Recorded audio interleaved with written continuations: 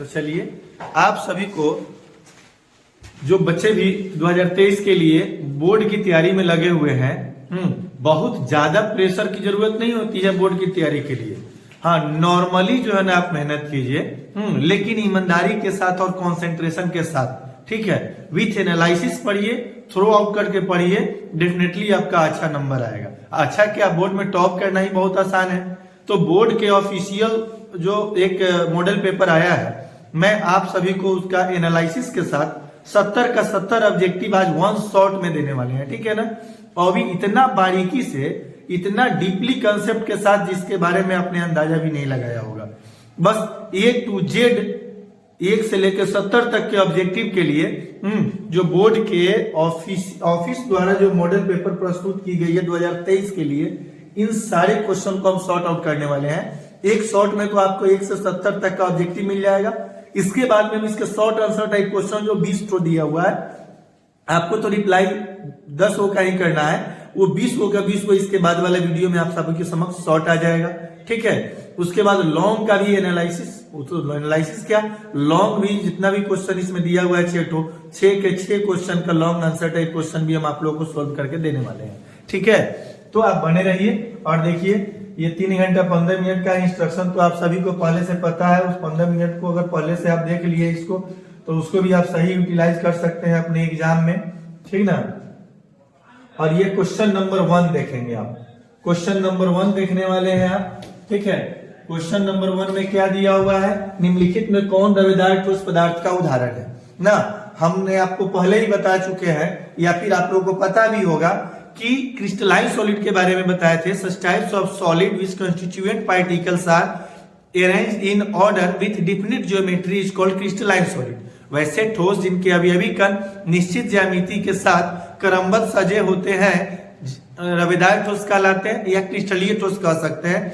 Crystalline solid को, रवेदार ठोस को हम लोग ट्रू सॉलिड के नाम से भी जानते हैं, ठीक है। बेरवेदार ठोस यानी नॉन क्रिस्टलाइन सॉलिड कहिए, या एमॉर्फस सॉलिड कहिए, या स्यूडो सॉलिड कहिए। हम लोग बताए थे such types of solid which constituent particles are arranged in disorder with indefinite geometry is called non crystalline solid या एमॉर्फस सॉलिड। अब इसमें जो है आप क्रिस्टलाइन सॉलिड के बारे में, नॉन क्रिस्टलाइन सॉलिड का एग्जांपल बताया गया था रबर।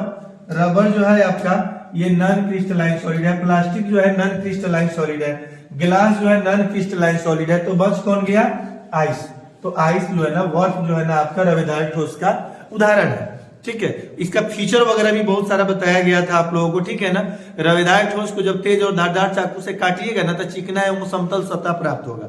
जबकि बेरवेदार ठोस को जब काटिएगा तेज और धारदार चाकू से, तो रूखरा रफ सरफेस क्या होता है, आपको प्राप्त होता है, ठीक है ना। अब हम लोगों को देखना है, तो इसका करेक्ट आंसर क्या हो गया, बर्फ, आइस, ठीक है। अब हम लोग देखने वाले हैं ये फलक केंद्रित घनीय एकक कोष्ठिका या फलक केंद्रित घनाकार इकाई सेल में परमाणुओं की संख्या कितने होते हैं। तो नंबर ऑफ एटम निकालने के लिए आपको पहले ये पता होना चाहिए, ये जानकारी होना चाहिए कि ये क्यूबिक यूनिट सेल है क्या, क्यूबिक यूनिट सेल क्या है। तो ये क्यूबिक यूनिट सेल जो आपको पहले से पता है, ये है क्यूबिक यूनिट सेल। इसमें अवयवी कण केवल अगर कंस्टिट्यूएंट पार्टिकल, किसी सॉलिड के कितने अवयवी कण होते हैं, 3। किसी ठोस के 3 अवयवी कण होते हैं, हाँ, परमाणु, अणु तथा ion, atoms, molecules and ion, ठीक है ना। अगर किसी क्यूबिक यूनिट सेल में अवयवी कण केवल प्रत्येक कोने पर उपस्थित होते हैं ना, तो उसको हम लोग सिंपल क्यूबिक यूनिट सेल कहते हैं, ठीक है ना। अगर किसी क्यूबिक यूनिट सेल में अवयवी कण यानी परमाणु, अणु अथवा आयन प्रत्येक कोने के अलावा अन्य स्थान पर भी मौजूद होते हैं, तो उसको सेंटर्ड क्यूबिक यूनिट सेल कहते हैं, ठीक है ना। सिंपल क्यूबिक यूनिट सेल को प्रिमिटिव यूनिट सेल के नाम से भी जाना जाता है, ठीक है। तो सेंटर्ड क्यूबिक यूनिट सेल 3 प्रकार के होते हैं, ठीक है ना। Body centred cubic unit cell, face centred cubic unit cell और end centred cubic unit cell. हाँ, अंतः केंद्रित घनीय एकक कोष्ठिका या पिंड केंद्रित घनीय एकक कोष्ठिका कह लीजिए। हाँ, फलक केंद्रित घनीय एकक कोष्ठिका और अंतः केंद्रित घनीय एकक कोष्ठिका, बीसीसी, एफसीसी और ईसीसी से भी आप इसको डिजाइन कर सकते हैं, ठीक है। तो अगर अवयवी कण प्रत्येक कोने के अलावा दूसरा स्थान पर ही मौजूद हो, तो उसको क्यू सेंटर्ड क्यूबिक यूनिट सेल। अगर क्यूबिक यूनिट सेल में अवयवी कण प्रत्येक कोने के अलावा उसके अंतः केंद्र में भी उपस्थित होते हैं तो उसको body centred cubic unit cell कहते हैं। ठीक है, अगर जो है ना अवयवी कण प्रत्येक कोने के अलावा प्रत्येक फेस के सेंटर में भी मौजूद होते हैं, प्रत्येक फलक के केंद्र में भी मौजूद होते हैं तो उसको face centred cubic unit cell कहते हैं। ठीक है, किसी क्यूबिक यूनिट सेल में कितने फेस होते हैं पता है? किसी क्यूबिक यूनिट सेल में कॉर्नर 8 होते हैं, 1 2 3 4 5 6 7 8, 8 कोना होते हैं, कॉर्नर होते हैं। और फेस कितने होते हैं? 6, अपर face, lower face, front face, back face, side face, curve face, 6 face होते हैं। ठीक है ना, तो अगर अवयवी कण कंस्टिट्यूएंट पार्टिकल्स प्रत्येक कोने के अलावा प्रत्येक फलक के केंद्र में भी, जैसे अपर फेस हो गया इसके केंद्र में, लोअर फेस हो गया इसके सेंटर में, साइड फेस हो गया इसके सेंटर में, कर्व फेस हो गया इसके सेंटर में, फ्रंट फेस इसका ये हो गया तो इसका सेंटर तलाशिए कहाँ है? यहाँ हो जाना चाहिए। ये बैक फेस है, इसका सेंटर कहाँ हो गया? यहाँ हो गया। तो इसको हम लोग face centred cubic unit cell कहते हैं। और वैसे एक कोशिका जिसमें अवयवी कण प्रत्येक कोने के अलावा प्रत्येक फलक के दो विपरीत फलक के केंद्र में भी मौजूद होते हैं तब उसको हम लोग क्या कहते हैं? दो विपरीत फलक के केंद्र में भी क्या होते हैं? मौजूद होते हैं तब उसको हम लोग क्या कहेंगे पता है? तब उसको हम लोग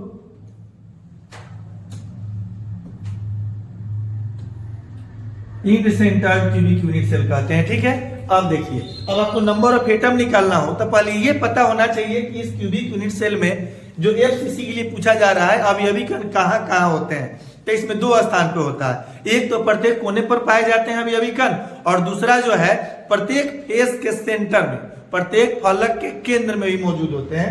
तो नंबर ऑफ एटम निकालने का फॉर्मूला होता है, अगर आप जानना चाहते हैं पूरा डीपली तो इसको बारीकी से समझिए जरा सा। नंबर ऑफ एटम जानने के लिए वैसे तो शॉर्टकट में आपको याद रखना है तो आप सीधा सीधी याद रख सकते हैं। एसीसी के लिए नंबर ऑफ एटम 1, बीसीसी के लिए नंबर ऑफ एटम 2, एफसीसी के लिए नंबर ऑफ एटम 4 और एक ईसीसी के लिए नंबर ऑफ एटम क्या हो जाएगा? 2। ठीक है, आया कैसे है? ये तो शॉर्टकट हो गया, लेकिन इसको बारीकी से जानने के लिए नंबर ऑफ एटम्स, तो इसमें अभी कण कहाँ कहाँ होते हैं? Number of atoms at each corner. एक तो प्रत्येक कोने पर होते हैं अभी कण, इसमें plus number of atoms at each face, number of particles कहिए, एटम्स ना कह के क्या कहिए? पार्टिकल्स कहिए। Number of particles at each face, each corner and number of particles at each face centre, each face centre प्रत्येक फलक के केंद्र में होते हैं। ठीक है ना, और एक बात आपको जानकारी होना चाहिए हर हाल में कि कॉर्नर के लिए फॉर्मूला होता है, क्योंकि किसी भी कंस्टिट्यूएंट पार्टिकल, किसी भी क्यूबिक यूनिट सेल में 8 कॉर्नर होते हैं। ठीक है, किसी भी नीचे नहीं दिख रहा,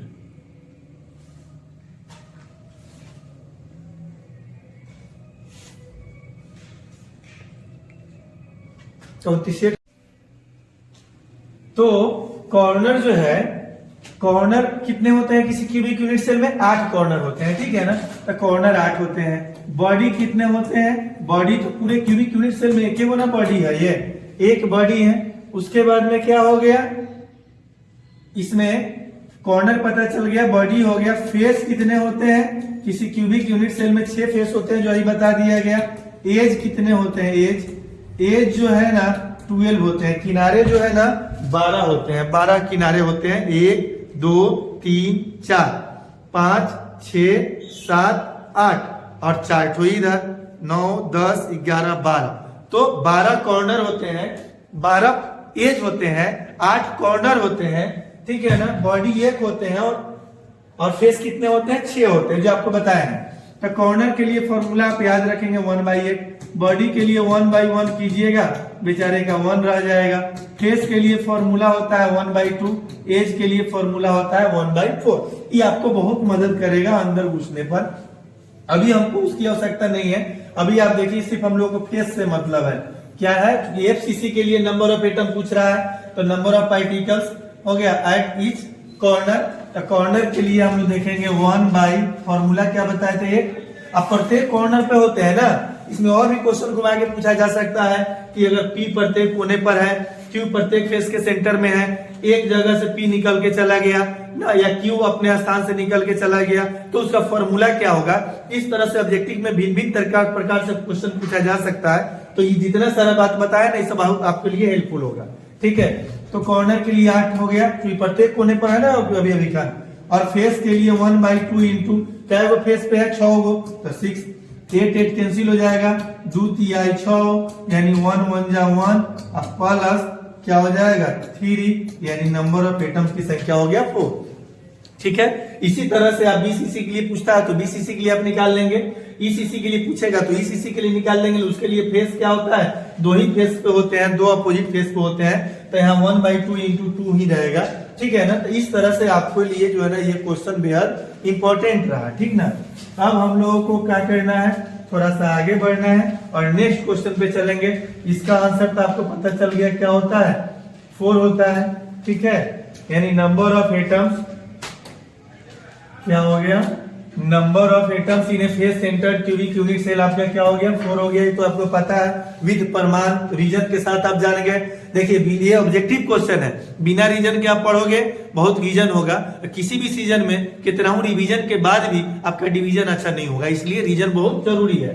थर्ड क्वेश्चन देखिए, NaCl कह रहा है NaCl क्रिस्टल की संरचना होती है, तो NaCl का अभी तो जस्ट उसी से रिलेटेड हम लोग गुजर ही रहे हैं। एक फेस सेंटर्ड होता है, ठीक है ना, वैसे क्रिस्टलिन सॉलिड का ये उत्तम उदाहरण में से है, इसलिए आपका ये क्या हो जाएगा FCC यानी face centred cubic unit cell. ठीक ना, थोड़ा सा और आगे बढ़ेंगे हम लोग, क्वेश्चन नंबर 4, तो ये हो गया आपका face centred cubic unit cell. अब हम लोग देखने वाले हैं चौथा नंबर क्वेश्चन। चौथा नंबर क्वेश्चन में देखने वाले हैं आप, सरल घनीय जालक में संकुलन क्षमता होती है, packing fraction in a simple cubic unit cell, यानी SCC में जो है ना आपको पता है गोले द्वारा, ये आपका क्या हो गया क्यूब हो गया, क्या हो गया ये आपका क्यूब हो गया। ठीक है ना, इसमें अगर हम लोग जो है अवयवी कणों को गोले द्वारा अगर एक्सप्रेस करते हैं, गोले द्वारा, तो प्रत्येक जो है ना अवयवी कण जो है ना गोले द्वारा अगर ढक जाते हैं ना, तो कितना प्रतिशत स्थान बेचारे का खाली रह जाता है, कितना प्रतिशत स्थान इसका खाली रह जाता है, ये आपको देखना है। ठीक है ना, ये प्रत्येक फेस पे हो भी, प्रत्येक सीसी के लिए प्रत्येक फेस सेंटर पे भी होते हैं। ठीक है ना, SCC में केवल प्रत्येक कोने पे होते हैं, नहीं तो प्रत्येक कोने की केवल बात हो रही है, SCC की केवल बात की गई है। तो SCC में हम लोग इसको जो है ना विथ कंसेप्ट जो है ना इसको हम निकाले भी थे, बड़े ढंग से जो है ना इसको हम निकाले थे, इसको X एक्सिस माने थे, इसको Y, इसको Z। ठीक है, और इस तरह से हम लोग कंसेप्ट तैयार करके इसको ऑफलाइन क्लास में बताया गया था, आप लोगों को याद भी होगा। SCC में जो है ना गोले द्वारा मात्र जो है ना 52% स्थान ढके जाते हैं, और वहीं BCC में 68% स्थान ढके जाते हैं। BCC का पूछता तो 68% स्थान गोले द्वारा ढक लिए जाते हैं, कवर कर लिए जाते हैं। और FCC में अगर पूछता इस जगह पे सिंपल ना हो करके बॉडी होता तो 68%, फेस होता तो 74%। अगर इस क्वेश्चन को जानते हैं पैकिंग इफिशियंसी कर देता ना, तो यहाँ पे क्या होता पता है, परसेंटेज हट जाएगा तो 0.52 भी दे सकता है। यहाँ BCC के लिए क्या हो जाएगा 0.62, 100 से भाग दे दीजिए, इतना भी हो सकता है। और FCC के लिए 0.74। अगर ये हो जाए तो ये मत सोचिएगा ये तो क्वेश्चन हमने पढ़ा ही नहीं है, या इसी में आपको क्या करेगा पता है, अगर ये ना पूछ करके अगर पूछ दे कि कितना प्रतिशत स्थान खाली होता है SCC में, तो आप क्या जवाब देंगे, तो आपका आंसर क्या हो जाएगा, कितना प्रतिशत स्थान खाली होता है। तो आप क्या करेंगे 100 माइनस क्या करेंगे 52 कर देंगे, तो आपका 48% वैकेंट स्पेस होता है सिंपल क्यूबिक यूनिट सेल में। गोले के द्वारा ढके जाने के बाद जो खाली स्थान होता है वो 48% होता है। BCC के लिए अगर पूछता, BCC के लिए तो क्या हो जाएगा आपका 100 माइनस क्या कर देंगे आप 68 कर देंगे, नहीं तो कितना आपको प्राप्त हो जाएगा 32% स्थान खाली होता है BCC में। ठीक है, FCC के लिए अगर पूछ देता तो 100 माइनस 74 यानी जितना ढका रहता है ना 100% पूरा कंप्लीट होता है कोई भी क्रिस्टल, तो 100% में 74% गोले द्वारा ढक लिया जाता है, तो खाली कितना हो जाएगा 26% स्थान खाली होता है। ऐसे भी एग्जाम में क्वेश्चन पूछता है, तो आपका छूटना नहीं चाहिए। अब हम लोग थोड़ा सा और आगे बढ़ेंगे, क्वेश्चन नंबर 5 पे चलेंगे। ठीक है ना, तो निम्नलिखित में से किस प्रकार के घोल में परासरण की क्रिया नहीं होती है। In which of the following type of solutions the process of osmosis would not takes place. ठीक है ना, तो सिंपल सी बात है जनाब, जब आप गौर करेंगे बाबू तो देखेंगे यहाँ कि ये है आइसोटोनिक सॉल्यूशन, ये है हाइपरटोनिक सॉल्यूशन, हाइपोटोनिक सॉल्यूशन, ये हाइपरटोनिक सॉल्यूशन। तो जब क्या होगा, जब किसी भी जो है ना जो भी आप लिक्विड लिए हुए हैं, कोई भी कॉन्सेंट्रेशन है, उसके ऑस्मोटिक प्रेशर का मान क्या होगा, ज्यादा होगा तो हाइपोटोनिक होगा, हाइपरटोनिक कम होगा तो हाइपोटोनिक होगा। लेकिन जब बराबर होगा यानी आइसोटोनिक होगा तब जाकर के परासरण की क्रिया नहीं होगी, ऑस्मोसिस की क्रिया नहीं होगी। तो इस तरह से इसका आंसर हो जाएगा आइसोटोनिक सॉल्यूशन। ठीक है, सम परासरी विलयन, जिनके विलयन ऑस्मोटिक प्रेशर क्या होते हैं, समान होते हैं। ये हो गया आपका क्वेश्चन नंबर 5 का आंसर, आइसोटोनिक सॉल्यूशन। ठीक है ना। अब देखिए, किसी तनु विलयन के वाष्प दाब का अपेक्षिक अवनमन न विलयन में उपस्थित अवाष्पशील विलेय के मोल प्रवाह के बराबर होता है। इस कथन को आप क्या कहेंगे? बहुत सिंपल प्रोसेस है ना, आपको बहुत ही बारीकी से सॉल्यूशन में बताया गया था कि कोलिगेटिव प्रॉपर्टीज जो होते हैं ना 4 प्रकार के होते हैं। Relative lowering in vapour pressure यानी RLVP, elevation in boiling point, depression in freezing point and osmotic pressure. ठीक है, तो उसमें आपको बताया गया था according to Raoult's law, according to Raoult's law के इस नियम के अनुसार, ठीक है, आरएलवीपी जो होता है ना, relative lowering in vapour pressure, ये डायरेक्टली प्रोपोर्शनल होते हैं मोल फ्रैक्शन ऑफ सॉल्यूट के। ठीक है, इसको हम लोग सिद्ध करके बताए हुए थे। आरएलवीपी के बारे में तो आपको पता है, the ratio of lowering in vapour pressure यानी डेल्पी कह लीजिए, and vapour pressure of pure solvent. इसको ऐसे कहिए, या पीए नॉट माइनस पीए ना अपॉन पीए नॉट ना इज इक्वल टू काई भी के जगह पे हम लोग क्या रखे थे, याद होगा, पीए नॉट माइनस पीए बटा पीए नॉट, इसको डेल्पी कह सकते हैं एक के बार में। लोअरिंग इन वेपर प्रेशर को डेल्पी द्वारा सूचित किया जाता है, number of moles of solute upon number of moles of solute plus number of moles of solvent. तो इस तरह से आपको बताया गया था। तो इसमें हो जाएगा आपका the relative lowering in vapour pressure of A solution containing a non-volatile solute is directly proportional to the mole fraction of solute. This statement is known as Raoult's law. इस स्टेटमेंट को राउल्ट्स लॉ के statement के हिसाब से हम लोग जानते हैं। ठीक है, राउल्ट साहब ने इस स्टेटमेंट को देने का कार्य किया था। ठीक है, अब आप देखने वाले हैं, तो इसका आंसर हो गया आपका राउल्ट्स लॉ 6 नंबर क्वेश्चन का। 7वां नंबर में देखेंगे, एक विलेय, एक सॉल्यूट, एक घुल जिसका विलयन, जिसका सॉल्यूशन में संयोजन या वियोजन नहीं होता है, कह रहा है, उसके वॉन्ट ऑफ गुणांक का मान होता है। देखिएगा, 3 ठो केसेज आपको बताए गए थे। केस फर्स्ट में बताया गया था, वॉन्ट ऑफ नामक वैज्ञानिक ने एक आई शब्द को इंट्रोड्यूस किया था। ठीक है ना, और उसी को उन्होंने वॉन्ट ऑफ फैक्टर कहा था। अगर आई का मान क्या होता है, 1 से ज्यादा हो। 2 नंबर केस में बताया गया था, आई का मान 1 से क्या हो, कम हो। और 3 नंबर केस में बताया गया था, आई का मान क्या हो, 1 के बराबर हो। तो उस स्थिति में क्या होगा, ठीक है ना। तो आई का मान जब 1 के बराबर होगा, उस स्थिति में ना तो एसोसिएशन होगा और ना ही डिसोसिएशन की क्रिया होगी। ठीक है ना, जब घटेगा बढ़ेगा, एक से अधिक या कम होगा, तभी जाकर के एसोसिएशन या डिसोसिएशन होगा। ठीक है ना, तो इस तरह से आपका आंसर हो गया ए। ठीक है, तो और आगे बढ़ेंगे हम लोग और क्वेश्चन नंबर 8 को हम लोग टच करेंगे। हाँ, आशा करते हैं, उम्मीद करते हैं कि आपको मजा आ रहा होगा। कोई दिक्कत हो आप हमको कमेंट कर सकते हैं। I might be try to solve your each and every problem which is creates in this concept. हो गया। ये 8 नंबर क्वेश्चन देखिए, द्रवित NaCl यानी एक्वस NaCl की बात कर रहा है, जलीय NaCl की बात कर रहा है। तो जलीय NaCl में आप क्या करेंगे, ये इलेक्ट्रोकेमिस्ट्री चैप्टर से रिलेटेड क्वेश्चन हो गया आपका। एक्वस NaCl में के वैद्युत अपघटन से कैथोड पर निम्नलिखित में से कौन सा मुक्त होगा। तो ये हो गया हम लोग का एक कंटेनर, एक वेसल, एक पात्र, एक बर्तन हो गया। इसमें हम लोग क्या किए, NaCl डाल दिए। NaCl हम लोग इसमें डाल देंगे। अब इसमें जब जल में NaCl डालिएगा तो टूटेगा तो क्या होगा, Na पर +1 हो जाएगा, Cl पर माइनस हो जाएगा। ठीक है, एक तरफ हम लोग क्या लेंगे, एक तरफ हम लोग एनोड लेंगे, एक तरफ एनोड और दूसरे तरफ क्या हो जाएगा, कैथोड लेंगे। ठीक है, 2 इलेक्ट्रोड इसमें आप डाल दीजिए और दोनों इलेक्ट्रोड को आप इलेक्ट्रिक बल्ब से क्या कीजिए, कनेक्ट कर दीजिए। इलेक्ट्रिक बल्ब से आप क्या कीजिए, कनेक्ट कर दीजिए, ठीक है ना।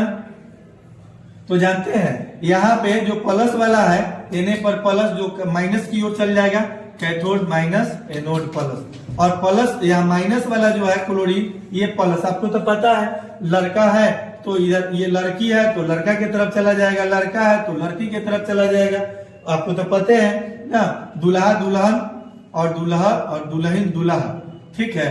ये दोनों जो है आपका, ये बल्ब आपकी क्या हो जाएगी, जल उठेगी। तो इस तरह से आपका जो है क्या कह रहा है, which one of the following is deposited at cathode. Cathode पर कौन डिपोजिट होगा, तो कैथोड पर कौन गया, प्लस वाला यानी सोडियम आपका आंसर हो जाएगा, ठीक है ना। अब हम लोग थोड़ा सा और आगे बढ़ेंगे। फैराडे के विद्युत विच्छेदन के प्रथम नियम के निरूपण के लिए निम्नलिखित में से कौन सा समीकरण सही है। फैराडे के दो नियम बताया गया था इलेक्ट्रोलाइटिस, फैराडेस फर्स्ट इलेक्ट्रोलाइटिक लॉ और फैराडेस सेकेंड इलेक्ट्रोलाइटिक लॉ, ठीक है ना।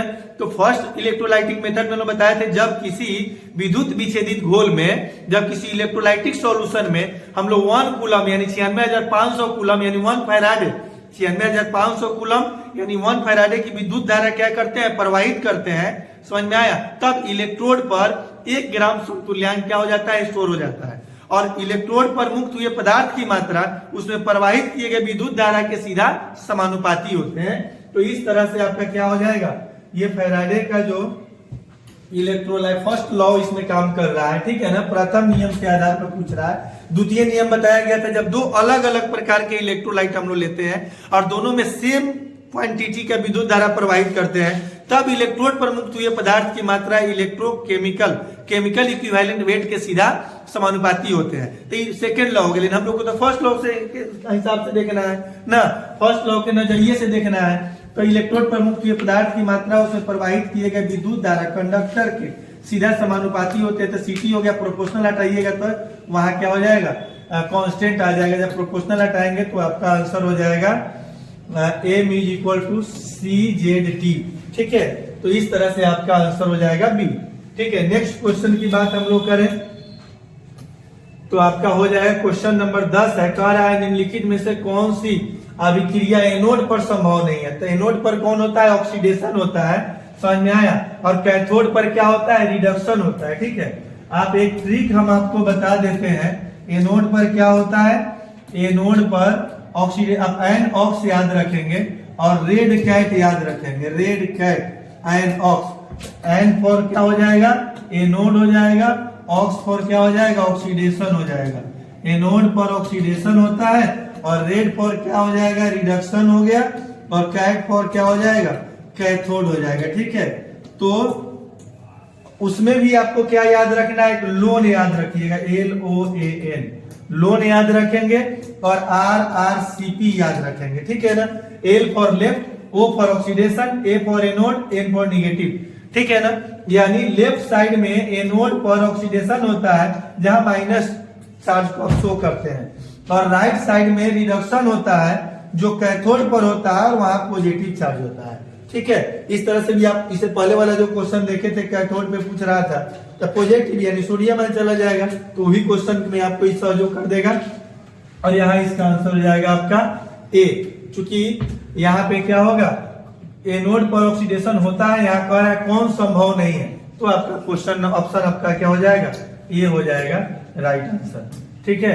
अब हम लोग क्वेश्चन नंबर क्या देखेंगे, 11 कह रहा है निम्नलिखित में से किस वैद्युत अपघट्ट के गलती से प्रिंट हो गया है, हाँ प्रिंटिंग मिस्टेक है, के हो गया यहाँ, के विलयन का विशिष्ट चालकत्व तो सबसे कम होता है। विच of the following electrolytic solutions has the least specific conductance. ये स्पेसिफिक कंडक्टेंस का ये आपका फॉर्मूला आपको पता होता है, कापा इंटू 1000 अपॉन एन, ठीक है, नॉर्मलिटी, ठीक है ना। अब यहाँ नॉर्मलिटी का मान जितना कम होगा, ठीक है, नॉर्मलिटी का मान जितना कम होगा, स्पेसिफिक कंडक्टेंस का मान उतना ही क्या होता है, कम होता है, ठीक है ना। तो यहाँ क्या हो जाएगा, विच of the following electrolytic solution has the least specific conductance. तो सबसे ज्यादा जो है ना कम किसका दिख रहा है, 2n, ये आपका 0.002n आपका हो जाएगा आंसर, क्योंकि सबसे कम n का मान वही है ऑप्शन बी में, ठीक है। तो इसको आप याद रखेंगे, आशा करते हैं कि समझ में आ रहा है आपको। अगर कहीं से कोई दिक्कत हो आप बेहिचक जो है ना आप कमेंट में डालेंगे, हम लोग उसको बारीकी से देख करके और आपके समस्या का समाधान की जाएगी। ठीक है, कह रहा है अभिक्रिया एक दिया हुआ है, एक रिएक्शन दिया हुआ है 2A जो रिएक्टेंट है और B क्या है, प्रोडक्ट है। ठीक है, और कह रहा है के लिए वेग का निरूपण निम्नलिखित में से किसके द्वारा होगा। ठीक है ना, इसको रिप्रेजेंट हम लोग कैसे करेंगे। ठीक है, तो आपको बताया गया था रेट ऑफ रिएक्शन के बारे में, the change in concentration of reactant and product per unit time is called rate of reaction, या कह सकते हैं the deformation of reactant and formation of product per unit time is called rate of reaction, या कह सकते हैं the disappearance of concentration of reactant and appearance of concentration of product is called rate of reaction. प्रति इकाई समय में प्रतिकारक के सांद्रण में कमी तथा प्रतिफल के सांद्रण में वृद्धि की दर को अभिक्रिया की दर कहते हैं। तो आपका हो गया अभिक्रिया की दर के लिए आपको बताया गया था माइनस, हम लोग रिएक्टेंट जहां तक होगा सब में हम लोग माइनस दर्शाते हैं, प्रोडक्ट जब आना शुरू कर देता है तो प्लस, लेकिन सब के बीच में इक्वल इक्वल देते हैं। यहाँ पे एक ही रिएक्टेंट है, एक ही प्रोडक्ट है, तो रिएक्टेंट के सांद्रण में कमी को दर्शाने के लिए माइनस सिंबल को हम लोग यहाँ डालेंगे।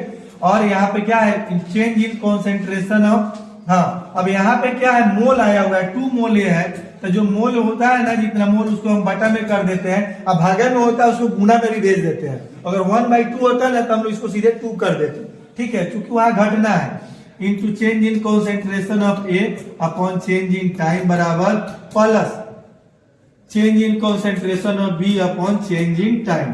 ठीक है, तो ये हो गया इसका रेट ऑफ रिएक्शन के रिप्रेजेंटेशन का वे तरीका। तो इसमें कौन सा आपका मैच कर रहा है, -1/2 into change in concentration of A upon change in time, वहां माइनस नहीं है, यहाँ माइनस है तो 1/2 नहीं है, यहाँ माइनस भी है 1/2 है, तो ऑप्शन नंबर सी आपका सही होगा। ठीक है, तो इस तरह से आपका ये क्वेश्चन नंबर 12 हो गया। क्वेश्चन नंबर 13 पे हम लोग ले चलेंगे आपको, किसी अभिक्रिया के वेग स्थिरांक निम्नलिखित में से किस पर निर्भर करती है। तो सिंपल सी बात है, अभिक्रिया का रेट कांस्टेंट कह रहा है ना, क्या कह रहा है, रेट कांस्टेंट कह रहा है। हाँ, रेट कांस्टेंट किस पे डिपेंड करता है, टेम्परेचर पे कि मास पे कि वेट पे कि टाइम पे।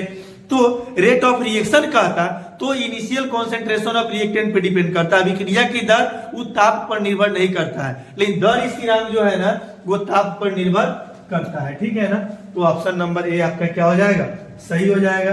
क्वेश्चन नंबर 14 की ओर ले चले, तो 14 नंबर क्वेश्चन में आपका दिया हुआ है निम्नलिखित में से कौन प्रथम कोटि की अभिक्रिया नहीं है, कह रहा है ना, विच of the following is not a first order of reaction. तो आपको बताया गया था, जानते हैं ऑर्डर ऑफ रिएक्शन में बताया गया था कि जब मोलिक्युलिटी और order of reaction chemical kinetics से हम लोग सफर कर रहे थे, तो आपको बताया गया था the total number of molecules which that takes place in chemical reaction is called molecularity. And order of reaction में बताया गया है, आप मेरे वीडियो में जो है ना यूट्यूब चैनल पे जाकर के देख सकते हैं, ऑर्डर ऑफ रिएक्शन और मोलिक्युलिटी का बहुत शॉर्ट वीडियो, लेकिन बहुत ही शानदार कंसेप्ट के साथ डाला हुआ है, उसको देखिएगा तो क्वेश्चन में बहुत मजा आएगा आपको। ठीक है ना, ऑर्डर ऑफ रिएक्शन किसे कहते हैं, तो रेट लॉ में या गति नियम कहिए या गति समीकरण कहिए, गति समीकरण में प्रत्येक प्रतिकारी पदार्थों के सांद्रण के घात के पावर के योग को हम लोग क्या कहते हैं, ऑर्डर ऑफ रिएक्शन कहते हैं, अभिक्रिया की कोटि कहते हैं। ठीक है ना, तो इस तरह से इसमें आपको बताया गया था जनरल जो केमिकल रिएक्शंस होते हैं उसके मोलिक्युलिटी और ऑर्डर ऑफ रिएक्शन क्या होते हैं, सेम होते हैं। Most of chemical reactions have equal number of molecularity and order of reaction, but कुछ ऐसे रासायनिक अभिक्रियाएं भी होती है जिनके मोलिक्युलिटी और ऑर्डर ऑफ रिएक्शन सेम नहीं होते हैं बच्चों। हाँ, जिन्हें हम लोग स्यूडो यूनिमोलिक्युलर रिएक्शन कहते हैं, छद्म एकान्विक अभिक्रिया कहते हैं। उस स्थिति में जो है ना जल के कॉन्सेंट्रेशन का पावर क्या हो जाता है, 0 हो जाता है। ठीक है ना, उसके बाद में सूर्य के प्रकाश की उपस्थिति में कोई अभिक्रिया अगर हो रही है तो ना, अगर कोई सनलाइट के प्रेजेंस में भी रिएक्शन हो रही है तो उसके भी कॉन्सेंट्रेशन के पावर क्या हो जाता है, 0 हो जाता है। तो इस तरह से आपका जो है ना, यहाँ हम लोग देखेंगे, यहाँ वाटर है तो इसका कॉन्सेंट्रेशन के पावर 1, इससे कॉन्सेंट्रेशन के पावर 0, तो यहाँ पे क्या हो जाएगा, यहाँ पे आपका जो है ना इसका ऑर्डर ऑफ रिएक्शन 1 हो जाएगा, यहाँ इसका 1 और इसका 1 यहाँ 2 हो जाएगा। ये तो फिर आपको पता है ना स्लो स्टेप ऑफ रिएक्शन का ही ऑर्डर ऑफ रिएक्शन निकलता है, तो स्लो स्टेप ऑफ रिएक्शन को इसको जब तोड़िएगा तो यहाँ वाटर का 0 हो जाएगा। ठीक है ना, इसको भी स्लो स्टेप ऑफ रिएक्शन में तोड़िएगा, स्लो स्टेप ऑफ रिएक्शन को ही हम लोग रेट डिटरमाइनिंग स्टेप कहते हैं, गति निर्धारण पद कहते हैं। तो उस स्थिति में इसका भी क्या हो जाएगा, टूट जाएगा, 1 हो जाएगा। तो 1 कह रहा है, किसका नहीं है, तो ऑप्शन आपका बी हो जाएगा। ठीक है, इस तरह से क्या हो गया आपका, ये भी जो है ना क्वेश्चन का समाधान हुआ। नेक्स्ट में हम लोग देखेंगे जल में, कौन चीज में, जल में H2 दिए हुआ है और क्या दिए हुआ है, Cl2 दिए हुआ है, H2 और Cl2, और इसका कह रहा है सूर्य के प्रकाश की उपस्थिति में, ठीक है ना, सनलाइट के प्रेजेंस में। तो आप रेट ऑफ रिएक्शन निकालिएगा, तो लॉ ऑफ मास एक्शन के अकॉर्डिंग बताया गया था, the rate of reaction is directly proportional to concentration of product of each reacting substance. तो यहाँ पे आपका हो गया ये वाला ना रेट ऑफ रिएक्शन। अब इसको रेट लॉ में ले जाइएगा, तो जहाँ प्रोपोर्शनल होता है वहां कांस्टेंट लगा देते हैं, प्रोपोर्शनल हटा के, into concentration of H2 into concentration of क्या हो जाएगा, Cl2 हो जाएगा।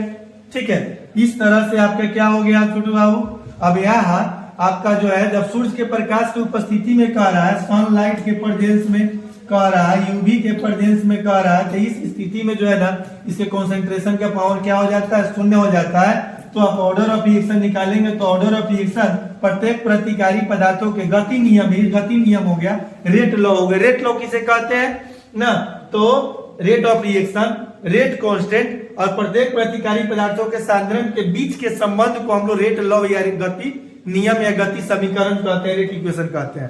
तो रेट इक्वेशन में प्रत्येक प्रतिकारी पदार्थों के सांद्रण के घात को के योग को हम लोग ऑर्डर ऑफ रिएक्शन कहते हैं। तो 0 0 को जोड़िएगा तो 0 होगा। इस तरह से आपका 0 ऑर्डर ऑफ रिएक्शन आंसर हो जाएगा। ठीक है, इस क्वेश्चन का। तो 15 नंबर क्वेश्चन का हो गया 0 ऑर्डर ऑफ रिएक्शन। क्या हो गया, ये हो गया आपका 0। आज देखिए सनलाइट पर जिसमें का ये रहा था जो आपको बताया गया है। अब हम लोग देखेंगे अधिशोषण, 16 नंबर क्वेश्चन। 16 नंबर क्वेश्चन जो हम लोग देख रहे हैं, अधिशोषण की प्रक्रिया होती है, हाँ, the process of adsorption. Adsorption के बारे में बताया गया था, जब किसी द्रव अथवा गैस के अणु किसी ठोस पदार्थ द्वारा आकर्षित होकर उसके सतह से चिपक जाते हैं, इस घटना को एडजॉर्प्शन कहते हैं। और एब्जॉर्प्शन के बारे में बताया गया था, जब किसी द्रव अथवा गैस के अणु किसी ठोस पदार्थ द्वारा आकर्षित होकर उसके सतह से चिपकते ही नहीं बल्कि उसके अंदर तक क्या कर जाते हैं, प्रवेश कर जाते हैं, तो उसको एब्जॉर्प्शन कहते हैं। जैसे स्पंज वगैरह देखे होंगे, स्पॉट्स बारिश में देखिएगा, जरा सा निकलिएगा तो वो अंदर तक उसमें घुस जाता है, ठीक है ना। लेकिन किसी बढ़िया से जो है ना क्या जो वाल जो है ना प्लास्टर किया हुआ है, उसके ऊपर वाल पुट्टी मारा हुआ है, उसके ऊपर थोड़ा सा क्या कीजिए, आप मलाई ले जाके चिपका दीजिए, तो उसके सतह पर ही घटने वाली घटना होगी, ठीक है ना। दीवार से छिपकली जैसे चिपका हुआ होता है, वो आपका क्या हो गया, एडजॉर्प्शन हुआ। क्या हुआ, एडजॉर्प्शन हुआ। तो एडजॉर्प्शन की घटना किसी ठोस पदार्थ के सतह पर घटती है, तो इस सतह पर घटने वाली क्या है, घटना है। कहाँ पे घटने वाली घटना है, उसमें शोषित तो हो नहीं सकता है, पृष्ठीय घटना है, ऑक्सीकरण तो होता नहीं है ना, अवकरण तो होता नहीं है। ऑक्सीडेशन का मतलब होता है addition of oxygen and removal of hydrogen. अवकरण का मतलब होता है removal, addition of hydrogen and removal of oxygen. But ये जो है ना एडजॉर्प्शन की जो प्रोसेस है, ये सरफेस फेनोमेनन है, सतहीय घटना है, ठीक है ना। तो इस तरह से आपके 16 नंबर क्वेश्चन का आंसर क्या हो जाएगा, बी हो जाएगा। थोड़ा सा और आगे हम लोग बढ़ेंगे और क्वेश्चन नंबर 17 देखेंगे, ठीक है ना। दूध है एक, दूध क्या है, तो दूध को देखिएगा, बहुत सारे दूध बढ़िया लोग आजकल के समय में फैट में, पूछिए कहाँ दूध लेके जा रहे हैं, तो फैट में देने जा रहा है, तो फैट में नाम ही दे दिया है, फैट में देने जा रहा है, जबकि नाम क्या है, गलत है। अब देखिएगा, 1 लीटर दूध लेगा, फैट वाला के पास ले जाइएगा तो उसमें से फैट निकलेगा, हाँ, और उसमें जितना निकलेगा और उसके हिसाब से पूरे दूध को सर्कुलेशन करके हिसाब आपका कर देता है, ठीक है ना। तो फैट डिस्पर्स्ड इन वाटर हो जाएगा, ठीक है ना, यानी जल में परिक्षेपित वसा हो जाएगा। आप FDW याद रखिएगा, आपका काम चल जाएगा। Fat dispersed in water, dispersed का मतलब होता है परिक्षिप्त प्रावस्था, और डिस्पर्शन मीडियम का मतलब होता है परिक्षेपण माध्यम।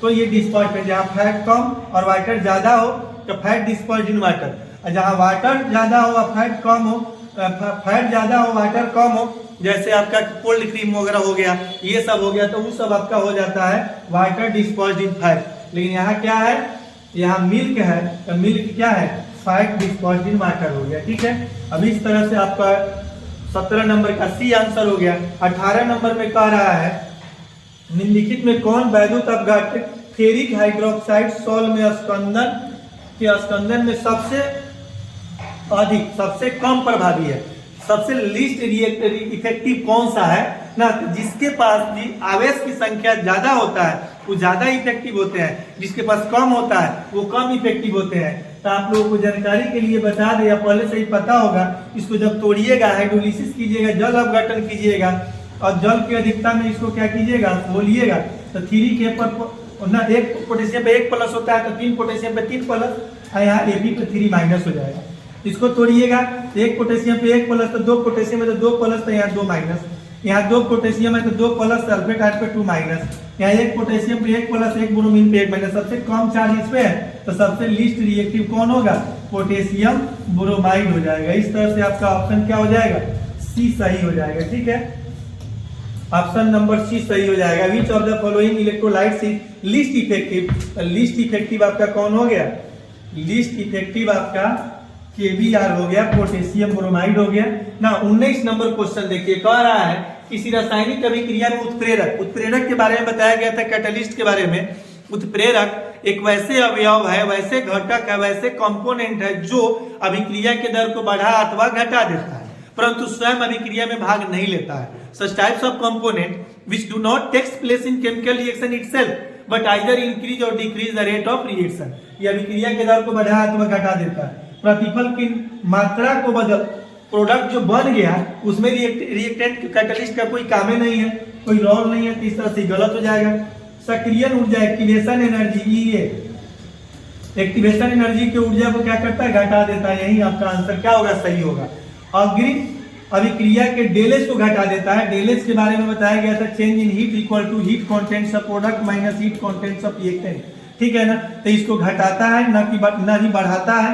इसको कैटलिस्ट का इस पर कोई एक्शन नहीं होता है। कैटलिस्ट का वर्क है ना, लोअर्स द एक्टिवेशन एनर्जी, ये सक्रियण ऊर्जा को क्या करता है, घटा देता है। तो इस तरह से आपका ये 19 नंबर क्वेश्चन रहा। 20 नंबर क्वेश्चन देखिएगा जरा सा। 20 नंबर क्वेश्चन में कह रहे हैं निम्नलिखित में किस धातु को साइनाइड विधि द्वारा प्राप्त किया जाता है। तो साइनाइड विधि द्वारा क्रोमियम को नहीं, कॉपर को नहीं, सिल्वर को, सिल्वर को साइनाइड विधि से क्या किया जाता है, प्राप्त किया जाता है। समझ में आया, ये AgCl है, साइनाइड वाला के साथ अभिक्रिया करेगा HCN के साथ, तो ये क्या हो जाएगा, यहाँ से ये एसिल हाइड्रोक्लोरिक अम्ल बाहर निकल जाएगा। साइनाइड विधि से सिल्वर को क्या किया जाता है, प्राप्त कर लिया जाता है। तो इस तरह से आपका ऑप्शन सी सही होगा। ठीक है, इसको देख लेना है। ठीक ना। 21 नंबर क्वेश्चन में कह रहा है निम्नलिखित में किसके द्वारा अभिधामन, निम्नलिखित में किसके द्वारा, कहा गया क्वेश्चन आपका, कई नंबर क्वेश्चन था, निम्नलिखित में किसके द्वारा अभिधामन भट्टी, अभिधामन भट्टी में लौ ऑक्साइड का अवकरण होता है। हाँ, by which of the following iron oxide is reduced in blast furnace. तो जानते हैं क्या हो जाता है, ये लाइम स्टोन जो देख रहे हैं, लाइम स्टोन CaCO3, तो इसके द्वारा तो आयरन का, आयरन ऑक्साइड का, हाँ, फेरिक ऑक्साइड का तो होता नहीं है रिड्यूसिंग। ठीक है, सिलिका SiO2 इसके द्वारा भी नहीं होगा। कार्बन तो अकेले तो मुस्मात है, तो वहां क्या करेगा, कार्बन मोनोऑक्साइड के द्वारा होता है। तो ऑप्शन नंबर आपका क्या हो जाएगा, सी सही होगा। कार्बन मोनोऑक्साइड के द्वारा जो है ना, फिर आयरन ऑक्साइड क्या होता है, रिड्यूस्ड होता है अभिधामन भट्टी में। ठीक है, तो ऑप्शन नंबर क्या हो जाएगा, सी आपका सही हो जाएगा। आगे देखिए, वैद्युत अपघटन पर आधारित किसी अशुद्ध धातु के शोधन की प्रक्रिया। देखिए बताया गया था, हाँ, शोधन किसी भी धातु के, अशुद्ध धातु के यानी अयस्क से किसी धातु के क्या परिशोधन के लिए, माने शुद्धिकरण के लिए, शुद्ध धातु प्राप्त करने के लिए मेटलर्जी का मतलब ही होता है, मेटलर्जी एक वैसी प्रोसेस है, मेटलर्जी एक वैसी प्रक्रिया है जिसके द्वारा ना अयस्क से, अशुद्ध अयस्क से शुद्ध धातु को क्या किया जाता है, प्राप्त किया जाता है। Such types of process by which pure metals are extracted from the ores और minerals is called metallurgy। Metallurgy 3 तरह के होते हैं, इलेक्ट्रोमेटलर्जी, हाँ, पायरोमेटलर्जी और हाइड्रोमेटलर्जी। पायरोमेटलर्जी का मतलब होता है अगर हम लोग गर्म करके, पायरोलाइसिस सुने होंगे, गर्म करके तोड़ने की प्रक्रिया। तो अगर गर्म, पायरो का मतलब होता है हीट, गर्म, तो पायरो यानी गर्म करके किसी जो है ना मेटल को हम लोग अलग करते हैं अशुद्धि से, तो उसको हम लोग पायरो मेटलर्जी कहते हैं या पायरो रिफाइनिंग कहते हैं। अगर जो है ना हम लोग विद्युत धारा प्रवाहित करके जो है ना हम लोग शुद्ध मेटल को अलग करते हैं किसी अयस्क से अशुद्धि से, तो उसको हम लोग इलेक्ट्रोमेटलर्जी कहते हैं या इलेक्ट्रो डिफाइनिंग कहते हैं। अगर जल में घोल करके हम लोग अलग करते हैं तो उसको हाइड्रोमेटलर्जी या हाइड्रो डिफाइनिंग कहते हैं। तो इसमें क्या कह रहा है, मेटल बेस्ड ऑन इलेक्ट्रोलाइसिस, वैद्युत अपघटन, विद्युत धारा प्रवाहित करके, तो इलेक्ट्रो डिफाइनिंग आपका आंसर हो जाएगा। ठीक है ना। अगर वही जो है ना क्या करके विद्युत धारा प्रवाहित करके कह रहा है तो इलेक्ट्रो डिफाइनिंग, जल में घोल करके कहता तो हाइड्रो डिफाइनिंग, और वही जो है ना क्या करके गर्म करके करता तो पाइरो डिफाइनिंग। तो इस तरह से विद्युत धारा प्रवाहित करके कहा जा रहा है तो इलेक्ट्रो डिफाइनिंग इसका आंसर होगा। ठीक है, अगला क्वेश्चन देखेंगे जरा साहब, निम्नलिखित में किसके तांबा धातु का निष्कर्षण होता है। देखिए ये भी आप देख रहे हैं ना क्यूप्राइट है, ये भी जो है ना क्या है कॉपर का ही अयस्क है। ये कॉपर सल्फाइड है, ये भी क्या है ये क्यूप्रस सल्फाइड है, ये भी क्या है कॉपर का ही अयस्क है। ये कॉपर पाइराइट है, ये भी जो है ना क्या है कॉपर का ही अयस्क है। ये भी जो है ना आपका Cu, CO3 और CuOH का वोल्ट वाइज भी कॉपर का ही है। लेकिन सबसे ज्यादा जो है ना कॉपर पाइराइट से जो है ना ये सबसे सुविधाजनक रहेगा कि धातु का निष्कर्षण, कॉपर धातु का निष्कर्षण कॉपर पाइराइट से ज्यादा सुविधाजनक होता है। तो आपका आंसर नंबर क्या होगा, सी सही होगा। अब ऐसे भी ऑब्जेक्टिव में कॉपर पाइराइट, सीधे कॉपर पाइराइट का फॉर्मूला निम्नलिखित में से कौन होगा, ये भी कई एक बार पूछा जा चुका है। तो याद रखेंगे CuHbH2 को कॉपर पाइराइट कहते हैं। क्या कहते हैं, कॉपर पाइराइट्स कहते हैं। समझ में आया, ये बेहद इंपॉर्टेंट और वेल नोन क्वेश्चन है, जो क्वेश्चन बैंक में भी आप देख सकते हैं कई एक बार पूछा हुआ है एग्जाम में। 24 नंबर क्वेश्चन में कह रहा है निम्नलिखित में से कौन हाइड्रोजन बॉन्डिंग नहीं बनाता है। हाइड्रोजन बॉन्डिंग नहीं बनाता है। हाइड्रोजन बॉन्डिंग बनता कैसे, पहले आप जड़ में जाइए। हाइड्रोजन परमाणु तथा उच्च विद्युत ऋणात्मकता वाले तत्वों के बीच के बंधन को हाइड्रोजन बॉन्डिंग कहते हैं। आप कहिएगा सर तो हाइड्रोजन तो हमको समझ में आ रहा है, लेकिन उच्च विद्युत ऋणात्मकता वाला तत्व कौन है, तो आप याद रखिएगा, ट्रिक याद रखिएगा, फोन। क्या याद रखना है, फोन। ये जो है हाईएस्ट इलेक्ट्रोनेगेटिव एलिमेंट है पीरियोडिक टेबल में। पीरियोडिक टेबल में सबसे उच्च विद्युत ऋणात्मकता वाला तत्व कौन है, ये भी एग्जाम में पूछा हुआ है कई बार, या इस बार भी पूछा जा सकता है। तो सबसे उच्च विद्युत ऋणात्मकता वाला तत्व फ्लोरीन होता है। कौन कौन है पूछ दे तो फोन होता है, फ्लोरीन, ऑक्सीजन और नाइट्रोजन। तो हाइड्रोजन परमाणु तथा उच्च विद्युत ऋणात्मकता वाले तत्व के बीच के बंधन को, तो उच्च विद्युत ऋणात्मकता वाला तत्व कौन है, फोन है। तो इसके साथ ये जुड़ करके ना HA बनाएगा, ये हाइड्रोजन बॉन्डिंग इसमें एग्जिस्ट करेगा। इसके साथ अभी के लिए जुड़ करके क्या करेगा, H2O बनाएगा। हाँ, इसमें भी हाइड्रोजन बॉन्डिंग एग्जिस्ट करता है। इसके साथ जुड़ करके NH3 बनाएगा, इसमें भी हाइड्रोजन बॉन्डिंग एग्जिस्ट करता है। तो बच गया कौन, क्लोरीन। क्लोरीन के ये उच्च विद्युत ऋणात्मकता वाले तत्व में से नहीं आता है, इसके इलेक्ट्रोनेगेटिविटी का मान उच्च में से नहीं आता है। इसीलिए अगर HCl जो बना हुआ है ये इसमें हाइड्रोजन बॉन्डिंग एग्जिस्ट नहीं करता है। तो ऑप्शन नंबर आपका क्या हो जाएगा, सी हो जाएगा। ठीक है, नेक्स्ट क्वेश्चन देखने वाले हैं 25 नंबर में। उत्कृष्ट गैस के, इनर्ट गैस के, अक्रिय गैस के, नोबल गैस के बाह्यतम इलेक्ट्रॉनिक विन्यास, आउटर मोस्ट इलेक्ट्रॉनिक कॉन्फ़िगरेशन। आपको तो पता है इनर्ट गैसेस जो होते हैं उनका ऑक्टेट कंप्लीट होता है और स्टेबल एलिमेंट होते हैं, अस्थायी होते हैं। ऑक्टेट कंप्लीट कब होगा, जब उसके बाहरी कक्षा में NH2 और Np6 होगा, तब इसका वैलेंस इलेक्ट्रॉन क्या होगा, 8 होगा। इसका ऑक्टेट कंप्लीट होगा, इसका ऑक्टेट क्या होगा, इसका ऑक्टेट क्या होगा, कंप्लीट होगा। और इसका जिसका ऑक्टेट कंप्लीट होता है वो स्टेबल एलिमेंट होते हैं। तो बाहरी कक्षा में 8 इलेक्ट्रॉन होना चाहिए। NH2 Np6 किससे मैच कर रहा है, ऑप्शन नंबर बी से। ठीक है, तो इस तरह से आपका 25 का बी आंसर हो जाएगा। 26 नंबर क्वेश्चन को केयरफुली देखिए। एक एक क्वेश्चन का एनालिसिस रीजन के साथ नहीं पढ़िएगा, बहुत रीजन होगा। किसी भी सीजन में कितना रिवीजन कर लीजिए, डिवीजन अच्छा आपका नहीं होगा। तो रीजन जानना बहुत जरूरी है। निम्नलिखित में से कौन सबसे प्रबल, सबसे स्ट्रॉन्गेस्ट ऑक्सीडाइजिंग एजेंट है। तो स्ट्रॉन्गेस्ट ऑक्सीडाइजिंग एजेंट में सबसे ज्यादा फ्लोरीन का होता है, समझे। इससे कम किसका होता है, क्लोरीन का होता है। इससे कम ब्रोमीन का होता है और इससे कम आयोडीन का होता है। अगर सबसे वीकेस्ट कह देता, सबसे वीकेस्ट कह देता तो आयोडीन होता है, I2 होता है। स्ट्रॉन्गेस्ट कह रहा है रिड्यूसिंग एजेंट तो किसका, ऑक्सीडाइजिंग एजेंट तो किसका होगा, फ्लोरीन का। अगर रिड्यूसिंग एजेंट कह देता है स्ट्रॉन्गेस्ट तो आयोडीन का होता है। अगर क्या कह देता, अगर वीकेस्ट कह देता रिड्यूसिंग एजेंट तो फ्लोरीन का होता है। लेकिन स्ट्रॉन्गेस्ट ऑक्सीडाइजिंग एजेंट कह रहा है तो फ्लोरीन का आपका क्या होगा, हो जाएगा। ये इसका सही आंसर है। अब आ जाइए आप एसिड में, सल्फर के ऑक्सीडेशन संख्या पूछ रहा है, सल्फर का। अभी एसिड में किसी कंपाउंड में नहीं पूछ रहा है। अगर यही जो है ना H2SO4 में पूछता, H2SO4 में पूछता था, O पर 1 माइनस होता है ऑक्साइड आयन पे, तो 4 हुआ है तो 4 दूना 8 माइनस हो जाएगा। एक हाइड्रोजन पे 1 प्लस होता है तो 2 हाइड्रोजन पे 2 प्लस हो जाएगा, तो बच का गया यहाँ 6 प्लस हो जाता है। लेकिन मामला यहाँ क्या है, सिर्फ एसिड में पूछ रहा है सल्फर का।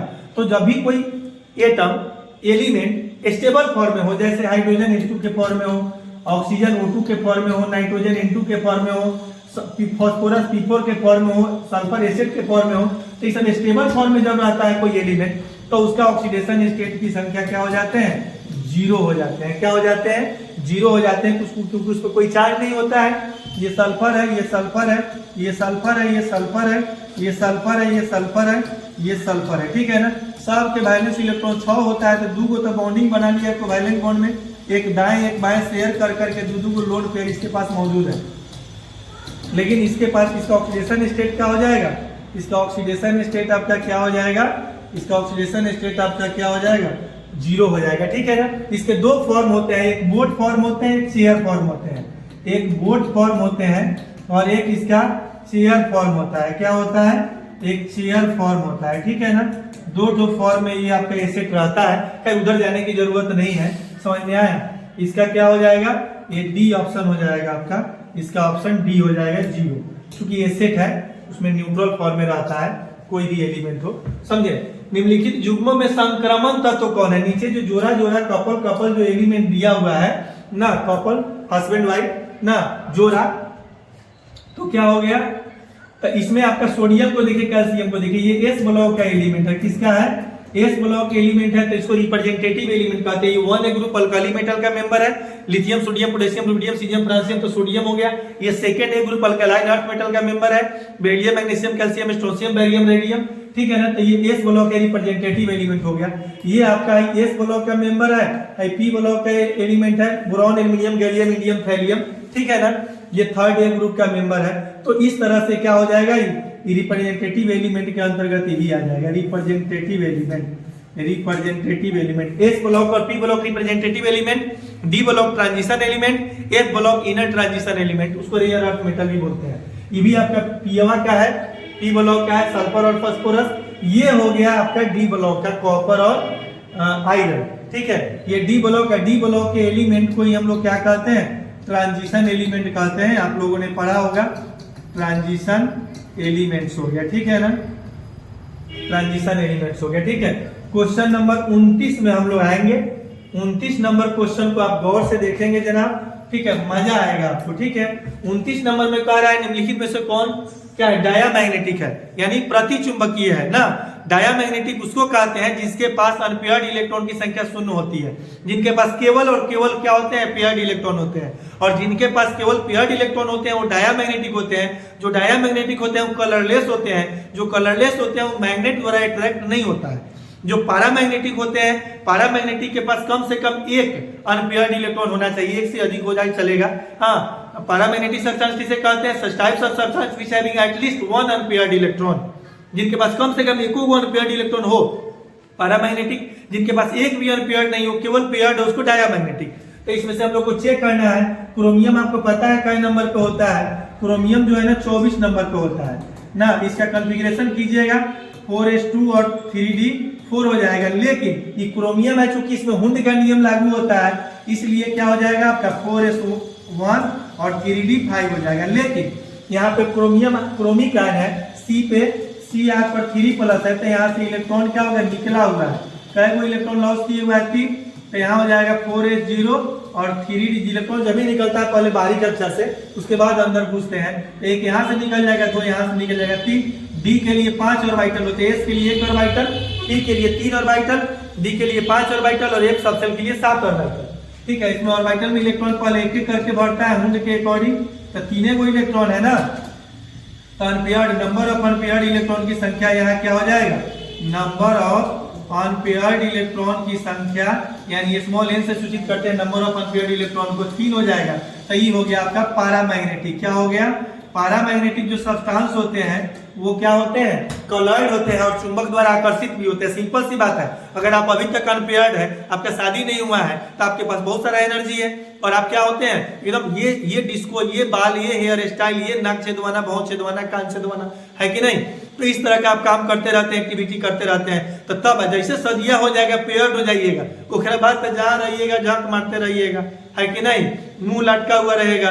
पत्नी का जहाँ लेडीज लोग लॉकेट यहाँ पे क्या मंगलसूत्र लटका रहे तो समझिएगा लेडीज शादीशुदा है, और जब जेंट्स का मुंह लटका हुआ हो तो समझिएगा वो जेंट्स शादीशुदा है ना। तो उसके बाद ना तो आप कलर्ड रह जाइएगा और नहीं आप चुंबक द्वारा अट्रैक्ट होने का प्रयास कीजिएगा, क्यों जाइएगा, क्यों ताकने का मन नहीं करेगा। अभी तो जहां जाते होंगे 2 मिनट में आपको देखते देखते प्यार हो जाता होगा, है कि नहीं, अट्रैक्शन शुरू हो जाता होगा।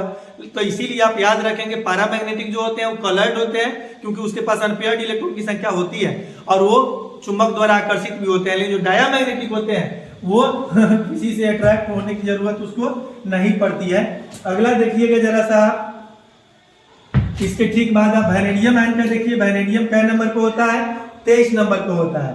तो 23 नंबर पे होता है, इसका कॉन्फ़िगरेशन कीजिएगा तो आर्गन हो गया, इनर्ट गैस के आधार पर लिख दे रहे हैं, जल्दी हो जाएगा, 4s2 3d1। लेकिन यहाँ V पर क्या है, 2 प्लस है, यानी 2 इलेक्ट्रॉन का त्याग किया है। तो इलेक्ट्रॉन का जब त्याग होता है तो हर हाल में पहले बाहरी कक्षा से होता है, तब अगर जरूरत पड़ती है तो अंदर जाना पड़ता है। D के लिए 5 ऑर्बिटल होते हैं और यहाँ एक अनपेयर्ड इलेक्ट्रॉन, अनपेयर्ड इलेक्ट्रॉन इसमें है, तो ये भी क्या हो गया, पैरामैग्नेटिक हो गया, ठीक है ना। ये डायामैग्नेटिक नहीं है तो ये भी गलत हो गया, यहाँ डायामैग्नेटिक पूछ रहा है। अब हम लोग चलेंगे कहाँ, स्कैंडियम आयन पे। स्कैंडियम 21 नंबर पे होता है, कॉन्फ़िगरेशन कीजिएगा, 4s2 हो जाएगा, 3d1 हो जाएगा। लेकिन स्कैंडियम नहीं है, स्कैंडियम आयन है, 3 प्लस है, तो ये 2 इलेक्ट्रॉन 3 इलेक्ट्रॉन का इससे बेचारे से त्याग कराइएगा, 4s0 3d0 हो जाएगा। तीनों के तीनों लॉस कर दिया, ओम 4 यही तो है जिसके पास सारा का सारा क्या है, पेयर्ड है। तो इस तरह से आपका यही आपका क्या होगा, आंसर सही होगा, ये डायामैग्नेटिक है, ठीक है ना। अगला क्वेश्चन देखेंगे आप जो 30 नंबर में है, क्या नंबर में होगा, 30 नंबर क्वेश्चन को उठा के आप चेक कीजिए। आशा करते हो कोई तो भल आया था अभी जस्ट इसके पहले वाला क्वेश्चन में, वैनेडियम 23 नंबर पे होता है, कह रहा है वैनेडियम का इलेक्ट्रॉनिक विन्यास, तो 1s2 2s2 2p6 3s2 3p6 4s2 3d3, ठीक है, 3d3, 2 2 4 6 10 12 14 18 2 20 3 23, किससे मैच कर रहा है, इससे तो मैच नहीं कर रहा है, इससे मैच कर रहा है, ये आपका बी आंसर हो जाएगा, ठीक है। तो चलिए इसमें हुंड का नियम थोड़े लागू होता है, क्रोमियम कॉपर सिल्वर और गोल्ड में होता है, ठीक है ना। इस तरह से आपका ऑप्शन क्या हो जाएगा, बी सही होगा, ठीक है। क्वेश्चन नंबर 31 देखिएगा, निम्नलिखित में से कौन लेंथेनाइट तत्व है, लेंथेनाइट जानते हैं छोटू बाबू, 118वां एलिमेंट को 4 ब्लॉक में बांटा गया, S block, P block, D block बीच में होता है और ए ब्लॉक, ठीक है ना। एक ब्लॉक के लिए नीचे 2 ले जाया गया है, 14 को तत्वों का 14 एलिमेंट का सीरीज 2 मिलेगा आपको। एक को लेंथेनाइट सीरीज कहते हैं या लेंथेनवाइट सीरीज, दूसरा को एक्टिनाइट सीरीज कहते हैं या एक्टिनवाइट सीरीज। एक्चुअली इसका नाम उसे क्यों पड़ा, तो लेंथेनम 57 के बाद वो 14 को तत्व नीचे गया है, इसी उसको लेंथेनाइट या लेंथेनवाइट सीरीज कहते हैं। और एक्टिनियम 89 के बाद में 14 को गया है, इसीलिए उसको एक्टिनाइट या एक्टिनवाइट सीरीज कहते हैं, ठीक है ना। तो यहाँ ये कैडमियम है, हो गया, जिंक कैडमियम मरकरी, ये डी ब्लॉक का तत्व है। ये जो है ना boron aluminium gallium indium thallium, ये जो है ना आपका पी ब्लॉक का तत्व है, बोरॉन फैमिली का। गैडोलिनियम जो है ना ये हो गया आपका क्या, ये हो गया आपका लेंथेनाइट सीरीज का मेंबर, ठीक है ना। अगला क्वेश्चन नंबर आप देखेंगे 32 में कह रहा है KMnO4, क्या कह रहा है बाबू, KMnO4 में मैग्नीज का ऑक्सीडेशन स्टेट पूछ रहा है, ऑक्सीडेशन स्टेट ऑफ मैग्नीज। तो 2 तरीका से हम आपको बताए थे ऑक्सीडेशन स्टेट निकालने के लिए, एक डायरेक्ट बताए थे और एक विधिवत तरीके से बताए थे। जिसका निकालना होता है उसको हम लोग एक्स मान लेते हैं। ऑक्सीडेशन स्टेट निकालने का 2 तरीका बताए थे। यहाँ एक पोटेशियम है, एक पोटेशियम पे 1 प्लस चार्ज होता है, प्लस इसका निकालना है एक्स मान लेंगे प्लस, 4 ऑक्सीजन है, 1 ऑक्सीजन पे 2 माइनस होता है बराबर 0, यानी +1 हो गया प्लस x हो गया, 4 दूना 8 माइनस 8 हो गया बराबर 0। एक घटा लीजिए तो x माइनस 7 बराबर 0, 7 को इधर ले आइएगा माइनस में प्लस में हो जाएगा +7, ठीक है। और डायरेक्ट बताए थे k पर 1 प्लस है, O पर 8 माइनस है, तो किसी भी कंप्लीट कंपाउंड में जितना प्लस होता है उतना ही माइनस होता है, तो 1 प्लस और 8 माइनस बच गया ये अकेले लेने वाला ना। तो कितना इसको दीजिएगा कि पूरा कंप्लीट प्लस और माइनस हो जाएगा, तो +7 सीधे झलकेगा, तो ऑक्सीडेशन स्टेट का क्या हो जाएगा +7 हो जाएगा मैग्नीज का। इस तरह से आपका ये भी क्वेश्चन कंप्लीट हो गया। अगला 33 नंबर में देखना है हाइब्रिडाइजेशन, क्या कह रहा है, हाइब्रिडाइजेशन आपका जो है ना कोऑर्डिनेशन कंपाउंड में हम लोग देखे हुए थे। निकालने का तरीका, पहले इसमें ऑक्सीडेशन स्टेट निकाल दीजिए निकेल पर, तो कार्बोनिल न्यूट्रल लिगेंड है ना, स्ट्रॉन्ग लिगेंड भी है, तो इस पे कोई चार्ज नहीं होगा, जीरो होगा। तो निकेल 28 नंबर पे होता है, इसका कॉन्फ़िगरेशन कीजिएगा तो ये आर्गन हो गया 4s2 और 3 इडिएट हो जाएगा, ठीक है ना। इसको आप क्या कीजिए, कॉन्फ़िगरेशन आप इसका कीजिएगा तो हो गया ये एस के लिए 1 ऑर्बिटल, बी के लिए 5 ऑर्बिटल ना, और 4th ऑर्बिटल चूंकि घुस गया है तो 4p भी मिलेगा, 4d भी मिलेगा, 4f भी मिलेगा, वहां मौजूद रहेगा, भले इलेक्ट्रॉन उसके पास हो चाहे नहीं हो। p के लिए 3 ऑर्बिटल, d के लिए 5 ऑर्बिटल, f के लिए 7 ऑर्बिटल। इसमें 2 इलेक्ट्रॉन को डाल दीजिए, इसमें 8 इलेक्ट्रॉन को डालिए, ऑर्बिटल में इलेक्ट्रॉन पहले एक एक करके भरता है, फिर बाद में जोड़ा बनाना प्रारंभ करता है। अब इस तरह से आप क्या हो गया 4s2 3d, क्या हो गया 3d। इसको आप क्या कीजिए, सजा दीजिए, क्या कीजिए, सजा दीजिएगा। 3d को इधर ले आ दीजिए और 4s को इधर ले आ लीजिए ना, और फिर 4p 4d 4a, ठीक है ना। तो d के लिए कितना ऑर्बिटल 5 है ना, 5 ऑर्बिटल हो गया, s के लिए 1 ऑर्बिटल, p के लिए 3 ऑर्बिटल, d के लिए 5 ऑर्बिटल और f के लिए 7 ऑर्बिटल। तो इसमें ऑर्बिटल में इलेक्ट्रॉन पहले एक एक करके भरता है, फिर बाद में जोड़ा बनाना प्रारंभ करता है। तो 8 को तो ये है। अब ई क्या कहता है, यहाँ पे लिगेंड जो है ना कार्बोनिल NiCO का होल कोर, ये स्ट्रॉन्ग लिगेंड है। अब इसका क्या काम क्या है, दबंगाई करता है, अरे चल निकल उधर खसक उधर खसक, तुम्हारे पास सही विकल्प है। अब इसको क्या करता है, उधर खसका देता है, तो इधर क्या बच जाएगा आपका, ये खाली हो जाएगा। तो इधर एस का जो है ना आपका ये खाली हो जाएगा, एस वाला इलेक्ट्रॉन जो 2 गो है इसमें जाके भर जाएगा, ठीक है। तो ये 8 गो था तो 10 गो हो गई, भर गया। अब ये क्या करेगा, कार्बोनिल जो है ना इसको भर देगा, इसको हाँप लेगा, इसको हाँप 4 गो ना है तो चारों खंड को क्या करेगा, हाँप लेगा, इसमें बैठ जाएगा CO, इसमें आके CO, इसमें CO, इसमें CO, और ये घेर लेगा इसको। तो एस की 1 ऑर्बिटल को घेरा तो एस, पीवा के 3 गो ऑर्बिटल को घेरा तो p3, तो sp3 हाइब्रिडेशन हो जाएगा आपका, इसका 33 का C आंसर हो जाएगा, ठीक है। इसके बाद में क्या हो जाएगा, 33 का C हो जाएगा। 34 में आ जाइए, कह रहा है कि 34 नंबर क्वेश्चन में कह रहा है K3Cr, और ये ऑक्जेलेट आयन है, ऑक्जेलेट आयन OX इसको प्यार से कहते हैं। ऑक्जेलेट आयन का सूत्र होता है पुत्र ये वाला, ठीक है। ये हो गया ऑक्जेलेट आयन। ये ऑक्जेलेट आयन ये बाइडेंटेट लिगेंड है, हाँ, इसके पास 2 डोनर एटम है और 2 तरफ से सेंट्रल मेटल एटम अथवा आयन को कोऑर्डिनेट बॉन्ड के माध्यम से लोन पेयर इलेक्ट्रॉन क्या करता है, डोनेट करता है, ठीक है ना। तो 3 दूना 6, जितने कोऑर्डिनेट बॉन्ड उतना कोऑर्डिनेशन नंबर, तो कोऑर्डिनेट बॉन्ड की संख्या यहाँ क्या हो जाएगा, 6 हो जाएगा। इसको आप अगर सजाइएगा तो क्या हो जाएगा, यहाँ 3k पर 1 प्लस तो हो ही जाएगा, और ये कोऑर्डिनेशन स्फीयर के अंतर्गत इसको सजाइएगा, ये सेंट्रल मेटल एटम अथवा आयन हो गया। ये बाइडेंटेट लिगेंड है, कौन सा लिगेंड है, बाइडेंटेट लिगेंड है। एक इधर से सजा दीजिए, एक ये हो गया आपका ऑक्जेलेट आयन ना, और एक ये हो गया आपका ऑक्जेलेट आयन, ठीक है ना। ये भी आपका लोन पेयर इलेक्ट्रॉन डोनेट करेगा सेंट्रल मेटल एटम, ये भी 2 तरफ से करेगा, ये भी 2 तरफ से करेगा। तो कोऑर्डिनेट बॉन्ड की संख्या 6, तो कोऑर्डिनेशन नंबर की संख्या भी क्या हो जाएगा, 6 हो जाएगा। तो इस तरह से आपका आंसर डी हो जाएगा, ठीक है। थोड़ा सा और आगे हम लोग बढ़ेंगे, 35 नंबर क्वेश्चन को टच करेंगे। 35 नंबर में कहा जा रहा है आपको, ये हो गया आपका CONH3 का होल 5Br, ये ये आपका जो ना होमोलेप्टिक कॉम्प्लेक्स है, हेट्रोलेप्टिक कॉम्प्लेक्स, 2 तरह के कॉम्प्लेक्स होते हैं, कॉम्प्लेक्स कंपाउंड है। तो इसमें 2 अलग अलग तरह के क्या है लिगेंड मौजूद है कोऑर्डिनेशन स्फीयर के अंतर्गत। सेंट्रल मेटल एटम अथवा आयन को 2 अलग अलग प्रकार के लिगेंड क्या कर रहा है, घेर रहा है कोऑर्डिनेट बॉन्ड के माध्यम से। इसको हेट्रोलेप्टिक कॉम्प्लेक्स कहते हैं, इसको भी हेट्रोलेप्टिक कॉम्प्लेक्स कहेंगे। इसमें ब्रोमीन अंदर है, सल्फेट आयन बाहर है, इसमें सल्फेट आयन अंदर है, ब्रोमाइड आयन बाहर है। तोड़िएगा इसको तो S पर 2 माइनस, इस पर 2 प्लस हो जाएगा कोऑर्डिनेशन स्फीयर के ऊपर। इस पर 1 माइनस ब्रोमाइड है तो इस पर 1 प्लस हो जाएगा आपका। यानी आयन में भिन्नता के कारण मोलिकुलर फार्मूला सेम है, बट आयन में भिन्नता के कारण इसका स्ट्रक्चर फार्मूला अलग अलग है, तो इसको आयोनाइजेशन आइसोमर्स कहेंगे। ऑप्शन नंबर ए हो जाएगा, ठीक है। अगर कोऑर्डिनेशन कोऑर्डिनेशन में भिन्नता के कारण होता है, कोऑर्डिनेट बॉन्ड में, तो इसको हम लोग क्या कहते हैं, कोऑर्डिनेशन आइसोमर्स कहते हैं। अगर वाटर में भिन्नता के, वाटर में मॉलिक्यूल तो इसमें है ही नहीं है, लिंकेज बंधन में अगर भिन्नता के कारण स्ट्रक्चर फॉर्मूला अलग अलग होता है तो इसको लिंकेज आइसोमर्स कहते हैं। लेकिन आयन में भिन्नता के कारण इसका स्ट्रक्चर फॉर्मूला अलग अलग है बट मोलिकुलर फॉर्मूला सेम है, तो इसको हम लोग आयोनाइजेशन आइसोमर्स कहेंगे। ठीक है, फिर इसके बाद में हम लोग देखेंगे क्लोरोफॉर्म है एक। तो क्लोरोफॉर्म का नाम आपने सुना होगा, आपके सर आपको बताए हुए थे। ये हो गया डेरिवेटिव्स ऑफ हाइड्रोजन में, जब हम लोग गुजर रहे थे डेरिवेटिव्स ऑफ हाइड्रोजन तो उसे बताए थे आपको। यहाँ पे CH3 hydroform, CHCl3 chloroform, CHBr3 bromoform, CHI3 hydroform, these are the derivatives of hydrogen.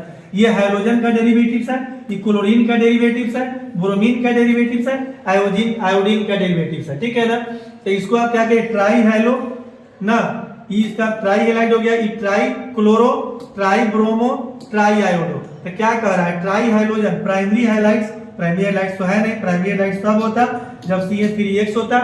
Tertiary halide, tertiary halide तब होता जब ये हाइड्रोजन ग्रुप टर्शियरी कार्बन से क्या होता है, जुड़ा होता।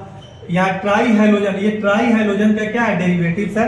आंसर आपका क्या हो जाएगा, C हो जाएगा। ठीक है, टेट्रा तो तब होता है जब 4 गो हाइड्रोजन से जुड़ा होता, 4 गो हाइड्रोजन से जुड़ा होता। ठीक है ना, तो इसका ऑप्शन आपका क्या हो जाएगा, C हो जाएगा। 37 नंबर में कह रहा है इथाइल ब्रोमाइड की अभिक्रिया सोडियम धातु से शुष्क ईथर में कराने पर बनता है। जानते हैं, बड़ा ही लाजवाब जो है ना, ये ऊर्ज रिएक्शन है, ऊर्ज रिएक्शन। इथाइल ब्रोमाइड कह रहा है C2H5 bond Br, ethyl bromide हो गया, इसकी अभिक्रिया कर रहा है सोडियम धातु के साथ कराने पर ड्राई ईथर की उपस्थिति में, शुष्क ईथर की उपस्थिति में, तो क्या होगा। तो यहाँ पे आप 2 लगा दीजिए, क्योंकि यहाँ 2 लगाना पड़ेगा ना, तो चूंकि बैलेंस आपका हो, ये हो गया C2H5 बॉन्ड Br, ये भी हो गया C2H5 bond Br। Ethyl bromide 2 ठो है तो 2 बार लिख दिए, प्लस 2 गो सोडियम है। अगर यहाँ पे क्लोरीन दिए रहता इथाइल क्लोराइड तो हम आपको बताया थे टूना अंकल, याद आ रहा होगा आपको। और ड्राई ईथर के प्रेजेंस में जब इसको अभिक्रिया कराइएगा तो ये 2NaBr बाहर निकल जाएगा। तो ये सब कहेगा अब हम लोग क्या करें, एक इलेक्ट्रॉन इसके पास ही फ्री हुआ है, एक इसके पास भी, कहता है हम दोनों आपस में जुड़ जाते हैं। तो C2H5 और C2H5 यानी C4H10 हो जाएगा, यानी ब्यूटेन हो जाएगा। क्या हो जाएगा, ब्यूटेन। और 2NaBr आपका क्या हो जाएगा, बाहर निकल जाएगा। तो आपका ये ब्यूटेन यानी बी आपका आंसर सही होगा। ठीक है, ये ऊर्ज रिएक्शन है, फ्रैंकलैंड रिएक्शन और ऊर्ज रिएक्शन एक ही जगह आपको बताया गया था। अगला क्वेश्चन आप देखेंगे निम्नलिखित में से एलाइल हेलाइड है। एलाइल हेलाइड के बारे में आपको बताया गया था, जब 2 कार्बन के बीच यानी एल्कीन के जस्ट बाद वाला कार्बन के साथ हाइड्रोजन अटैच होता है तो उसको एलाइलिक ग्रुप का मेंबर हम लोग कहते हैं, उसके खानदान का हम लोग समझते हैं। कहीं 2 कार्बन के बाद डबल बॉन्ड से सीधे क्लोरो हाइड्रोजन जुड़ा हुआ है, ये नहीं होगा। ये 2, लेकिन ये ट्रिपल बॉन्ड है, ये नहीं होगा। ये तो ठीक था जुड़ा हुआ, लेकिन ट्रिपल बॉन्ड है इसमें। ये 2 कार्बन के बाद अगला कार्बन से ये आपका आंसर सही हो जाएगा। ठीक है, इसको देखिए ये चौथा कार्बन से नहीं, ये सही, तो आपका ऑप्शन नंबर क्या हो जाएगा, C सही हो जाएगा। ये एलाइलिक मेंबर को क्या करता है, फॉलो करता है। 39 नंबर में कह रहा है एक रिएक्शन दिया हुआ है जनाब, इथाइल अल्कोहल और हाइड्रोजन हेलाइड। ठीक है, और ये ZnH2 कह रहा है। ZnH2 के प्रेजेंस में जानते हैं एक्चुअली होता क्या है, जब अनहाइड्रेटेड यानी अनाद्र जो है ना जिंक हेलाइड, ठीक है ना, प्लस कॉन्सेंट्रेटेड HCl हाइड्रोक्लोरिक अम्ल, इसको ल्यूकास अभिकर्मक कहते हैं। क्या कहते हैं, ल्यूकास रिएजेंट कहते हैं। ठीक है ना, इसके जब प्रेजेंस में हम लोग रिएक्शन करते हैं तो ये आयोडीन यानी आपका जानते हैं HI जो ज्यादा जो है ना क्या होता है, hydrogen decreasing order of reactivity, order में जो है ना सबसे ज्यादा इंक्रीजिंग पॉइंट पे कौन होता है, HI, उससे कम HBr, सबसे कम क्या हो जाएगा HCl, और उससे कम HF होता है। ऐसा ग्रुप का मेंबर सीक्वेंस किस में दिख रहा है आपको, बी में दिख रहा है आपको। ठीक है ना, तो इसका आंसर आपका क्या हो जाएगा, बी हो जाएगा। जैसे जैसे आप इधर से इधर जाते हैं ना, यहाँ पे क्या होता है, इसके रिएक्टिविटी हाइड्रोजन के एसिड के रिएक्टिविटी का मान क्या होता है, घटते जाता है। तो इसका आंसर बी हो जाएगा। 40 नंबर क्वेश्चन को आप देखिए। 40 नंबर क्वेश्चन में कहा जा रहा है जब इथाइल क्लोराइड को, जब इथाइल क्लोराइड को AgCN के साथ गर्म करते हैं। इथाइल क्लोराइड का फॉर्मूला होता है जनाब C2H5। इथाइल क्लोराइड का है, इसको जब AgCN के साथ गर्म किया जाता है तो यहाँ Ag पर प्लस, Cn पर माइनस, यहाँ Cl पर माइनस, C2H5 पर प्लस, यहाँ प्लस वाला माइनस वाला के साथ अभिक्रिया करता है, माइनस वाला प्लस वाला के साथ जुड़ेगा, तब मुख्य प्रोडक्ट के रूप में C2H5 और Cn प्राप्त हो जाएगा और AgCl सिल्वर क्लोराइड बाहर निकल जाएगा। तो इथाइल क्लोराइड आपका इथाइल साइनाइड आपका ये हो जाएगा ऑप्शन ए, इसका आंसर हो जाएगा ऑप्शन ए, 40 का ए आंसर हो जाएगा इथाइल साइनाइड। 41 नंबर क्वेश्चन को आप देखेंगे, निम्नलिखित में किसका डाइपोल मोमेंट, किसका द्विध्रुव आघूर्ण सबसे अधिक होता है। तो इसका एक सीक्वेंस है, आप अपने ध्यान में रखिएगा, बहुत फायदा करेगा। ये है मिथाइल क्लोराइड, इसका जो है ना क्या होता है, डाइपोल मोमेंट का मान सबसे अधिक होता है। एक और हाइड्रोजन आएगा और एक और हाइड्रोजन को रिप्लेस कर देगा तो CH2Cl2 हो जाएगा, इससे तरीके से कम इसका होता है। एक और हाइड्रोजन का मेंबर आएगा, एक और हाइड्रोजन को रिप्लेस कर देगा, क्लोरोफॉर्म हो गया, उससे कम, और सबसे कम CCl4 कार्बन टेट्राक्लोराइड। तो सबसे अधिक किसका होता है, मिथाइल क्लोराइड का, जो ऑप्शन ए में है, ऑप्शन ए हो जाएगा इसका। 42 नंबर क्वेश्चन देखिए, ईथर में केंद्रीय ऑक्सीजन परमाणु का हाइब्रिडाइजेशन कहा जा रहा है। ईथर में, ईथर का सूत्र क्या होता है पुत्र, ईथर का फंक्शनल बॉन्ड 2 बॉन्ड होता है, ठीक है ना, 2 इसके पास लोन पेयर इलेक्ट्रॉन बचता है, 6 को वैलेंस इलेक्ट्रॉन होता है, एक इधर से शेयर कर लिया, एक इधर से, 2 बच जाता है S, इसका P2 यानी sp2 हाइब्रिडेशन हो जाएगा। ऑप्शन नंबर बी इसका सही होगा 42 का। 43 नंबर क्वेश्चन आप देखने वाले हैं जनाब। 43 में कह रहा है फॉर्मल्डिहाइड, कौन, फॉर्मल्डिहाइड जब मिथाइल मैग्नीशियम ब्रोमाइड के साथ अभिक्रिया कर, formaldehyde reacts with methyl magnesium bromide to form, तो ये आपका ग्रिग्नाइड, इसको देख करके ही लग रहा होगा रामजी X ग्रिग्नाइड अभिक्रिया है। ग्रिग्नाइड अभिक्रिया में फॉर्मल्डिहाइड HCHO होता है ना, फॉर्मल्डिहाइड स्ट्रक्चर के रूप में लिख देंगे हम लोग। इसका अभिक्रिया कराएंगे मिथाइल मैग्नीशियम ब्रोमाइड के साथ, ठीक है ना, तो Mg पर क्या होता है माइनस, और Mg पर प्लस और CH3 पर माइनस, हाई बॉन्ड पर क्या होगा, टूटेगा, तो यहाँ माइनस, चूंकि ये इसके इलेक्ट्रोनेगेटिविटी का मान ज्यादा होता है, विद्युत नियतात्मकता का मान, तो जो इसके विद्युत नियतात्मकता का मान अधिक होता है वो खींचने की क्षमता रखता है, तो इधर से खींचेगा ये ऑक्सीजन तो माइनस, इधर से खींचाएगा तो प्लस, अब प्लस वाला माइनस वाला के साथ जुड़ेगा, माइनस वाला प्लस वाला के साथ जुड़ेगा, H bond C bond O MgBr, CH3 यहाँ आके जुड़ेगा इससे, और H यहाँ पहले से है तो रहेगा। फिर इसको हम लोग हाइड्रोनियम आयन के साथ अभिक्रिया कराएंगे, धोइएगा तभी फ्रेश होगा, अशुद्धि इसमें का बाहर निकलेगा। हाइड्रोनियम आयन के साथ अभिक्रिया कराते हैं तो हाइड्रोजन आयन पहले ही निकल के कैटालिस्ट की तरह काम करने लगता है, और वाटर जो है H और H में टूटता है, जिसमें H पर प्लस और H पर माइनस होता है, Mg पर प्लस O पर माइनस होता है, हाई प्लस वाला माइनस वाला के साथ जुड़ जाएगा, हाई प्लस वाला माइनस वाला के साथ जाके अटैच हो जाएगा, तो आपका मुख्य प्रोडक्ट के रूप में क्या प्राप्त हो जाएगा, ऊपर लिखते हैं H है तो H, बॉन्ड C है तो C, बॉन्ड O है, O के साथ H जाके जुटा है तो H, बॉन्ड नीचे CH3 है तो रहेगा, इधर H है तो रहेगा, यानी Mg प्लस MgOH Br बाहर निकल जाएगा अशुद्धि बन करके, ठीक है। इसको आप चाहे मुख्य प्रोडक्ट को तो ऐसे लिख सकते हैं, CH3 बॉन्ड C से 2 हाइड्रोजन अटैच है तो CH2 बॉन्ड OH, यानी C2H5 बॉन्ड OH, यानी इथेनॉल, क्या हो जाएगा, ऑप्शन आपका ए हो जाएगा सही आंसर इसका। थोड़ा सा और आगे हम लोग बढ़िएगा, 44 नंबर क्वेश्चन को देखिएगा। क्वेश्चन नंबर 44 में कह रहा है, ये आईपैक नेम लिखने के लिए कह रहा है, write down the IUPAC name of this, यानी CH3 bond CH bond CH3 bond OH। देखिए नोमेनक्लेचर में आपको बताया गया था स्टार्टिंग के 3 गो नियम। सबसे पहले first approach select the longest continuous chain of carbon atom. हाँ, सबसे पहले कार्बन कार्बन परमाणु वाले लंबी श्रृंखला का चयन करते हैं, तो ये हो गया लंबी श्रृंखला। फिर हम लोग दोनों तरफ से गिनती करते हैं, और गिनती उधर से मान्य होता है जैसे प्रतिस्थापक का स्थान सब्स्टिट्यूट नजदीक पड़ता है, तो इसमें 1 2 3 इधर से भी 2 नंबर पे सब्स्टिट्यूट है, इधर से भी 2 नंबर पे। ये अल्कोहल है, इसका सफिक्स क्या होता है, ओल होता है, अल्कोहल का ओल होता है, तो ये 2 नंबर पे है, तो इसका नाम लिखेंगे 2, 3 कार्बन है तो प्रोप, सिंगल बॉन्ड है, प्रत्येक 2 कार्बन के बीच तो एन, आई हटा के सफिक्स जोड़ देना है, 2 प्रोपेनोल का ये, या प्रोपेन 2 ओल का ये, ठीक है। तो इस तरह से आपका ऑप्शन बी हो जाएगा सही, ठीक है, बी 2 प्रोपेनॉल। क्वेश्चन नंबर आप क्या देखेंगे 45 नंबर क्वेश्चन में देखना है प्राइमरी अल्कोहल के ऑक्सीकरण के पश्चात पहला यौगिक प्राप्त होता है। The first compound obtain an oxidation, oxidation का मतलब होता है addition of oxygen and removal of hydrogen, ठीक है।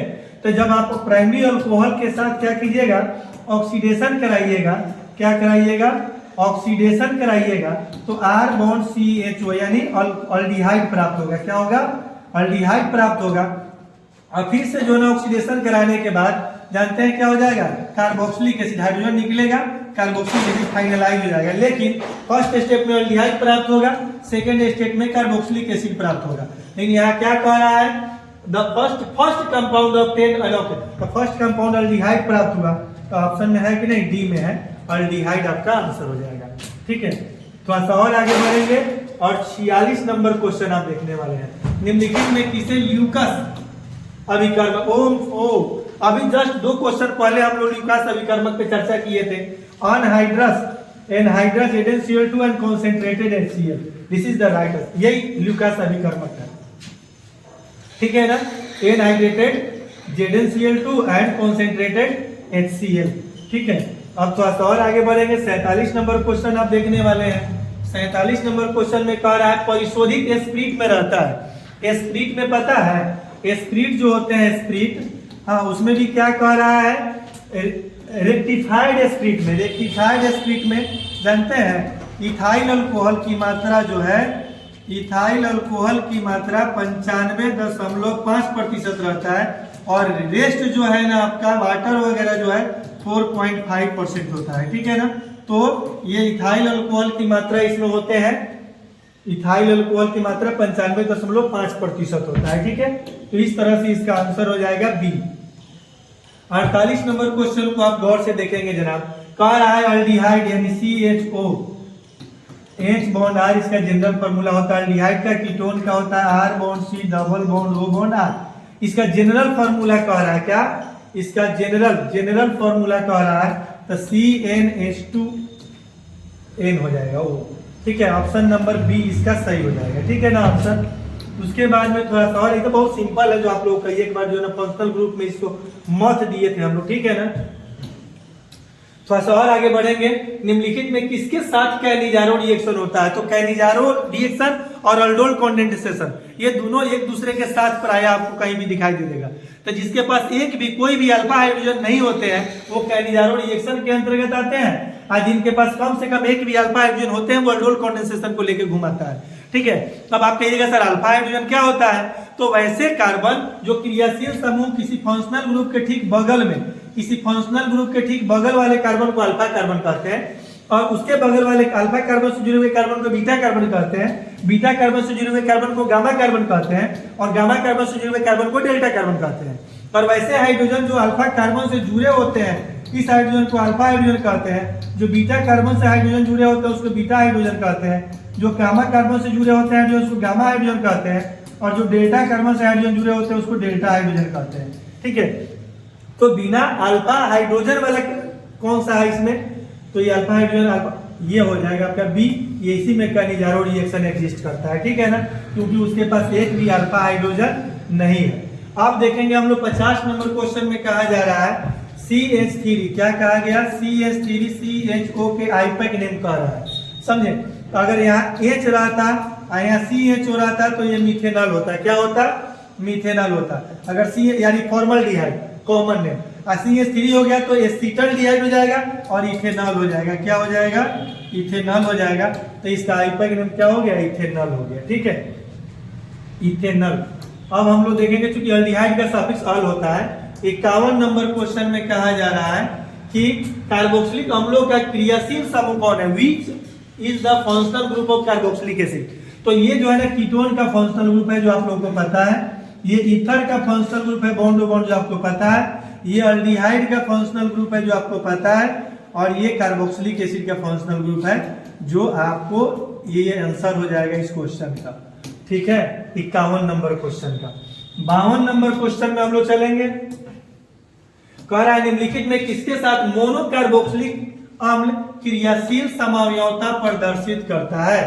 With which of the following carboxylic acid exhibits functional isomerism. Functional isomerism, तो ये जो कार्बोक्सिलिक एसिड का जो है ना ये हो गया, और ये हो गया ईस्टर का, क्या हो गया ईस्टर का, यानी R bond C double O bond R, यानी कार्बोक्सिलिक एसिड का जो है ना क्या होता है मोनो कार्बोक्सिलिक एसिड का जो है ना ये मैच करेगा किससे, ईस्टर से, तो ये आपका ईस्टर इसका सही आंसर हो जाएगा।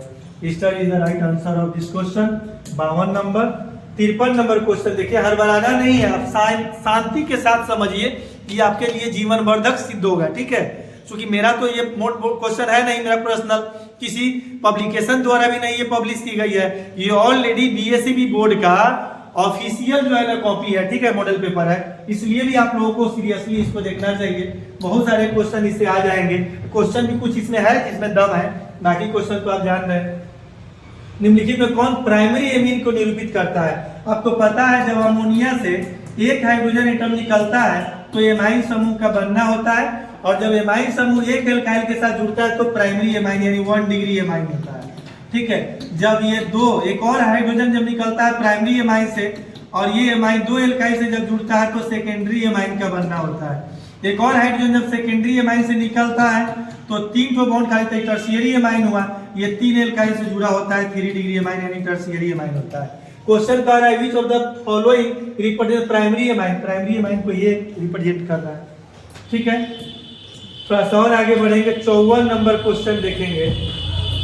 54 नंबर क्वेश्चन में कह रहा है मिथाइल एमाइन को क्लोरोफॉर्म और अल्कोहलिक KOH के साथ गर्म करने पर, ये कार्बाइल एमीन रिएक्शन है, जो रिएक्शन में आप अच्छे से देखे थे, मिथाइल एमीन कह रहा है, methyl amine CH3 bond NH2।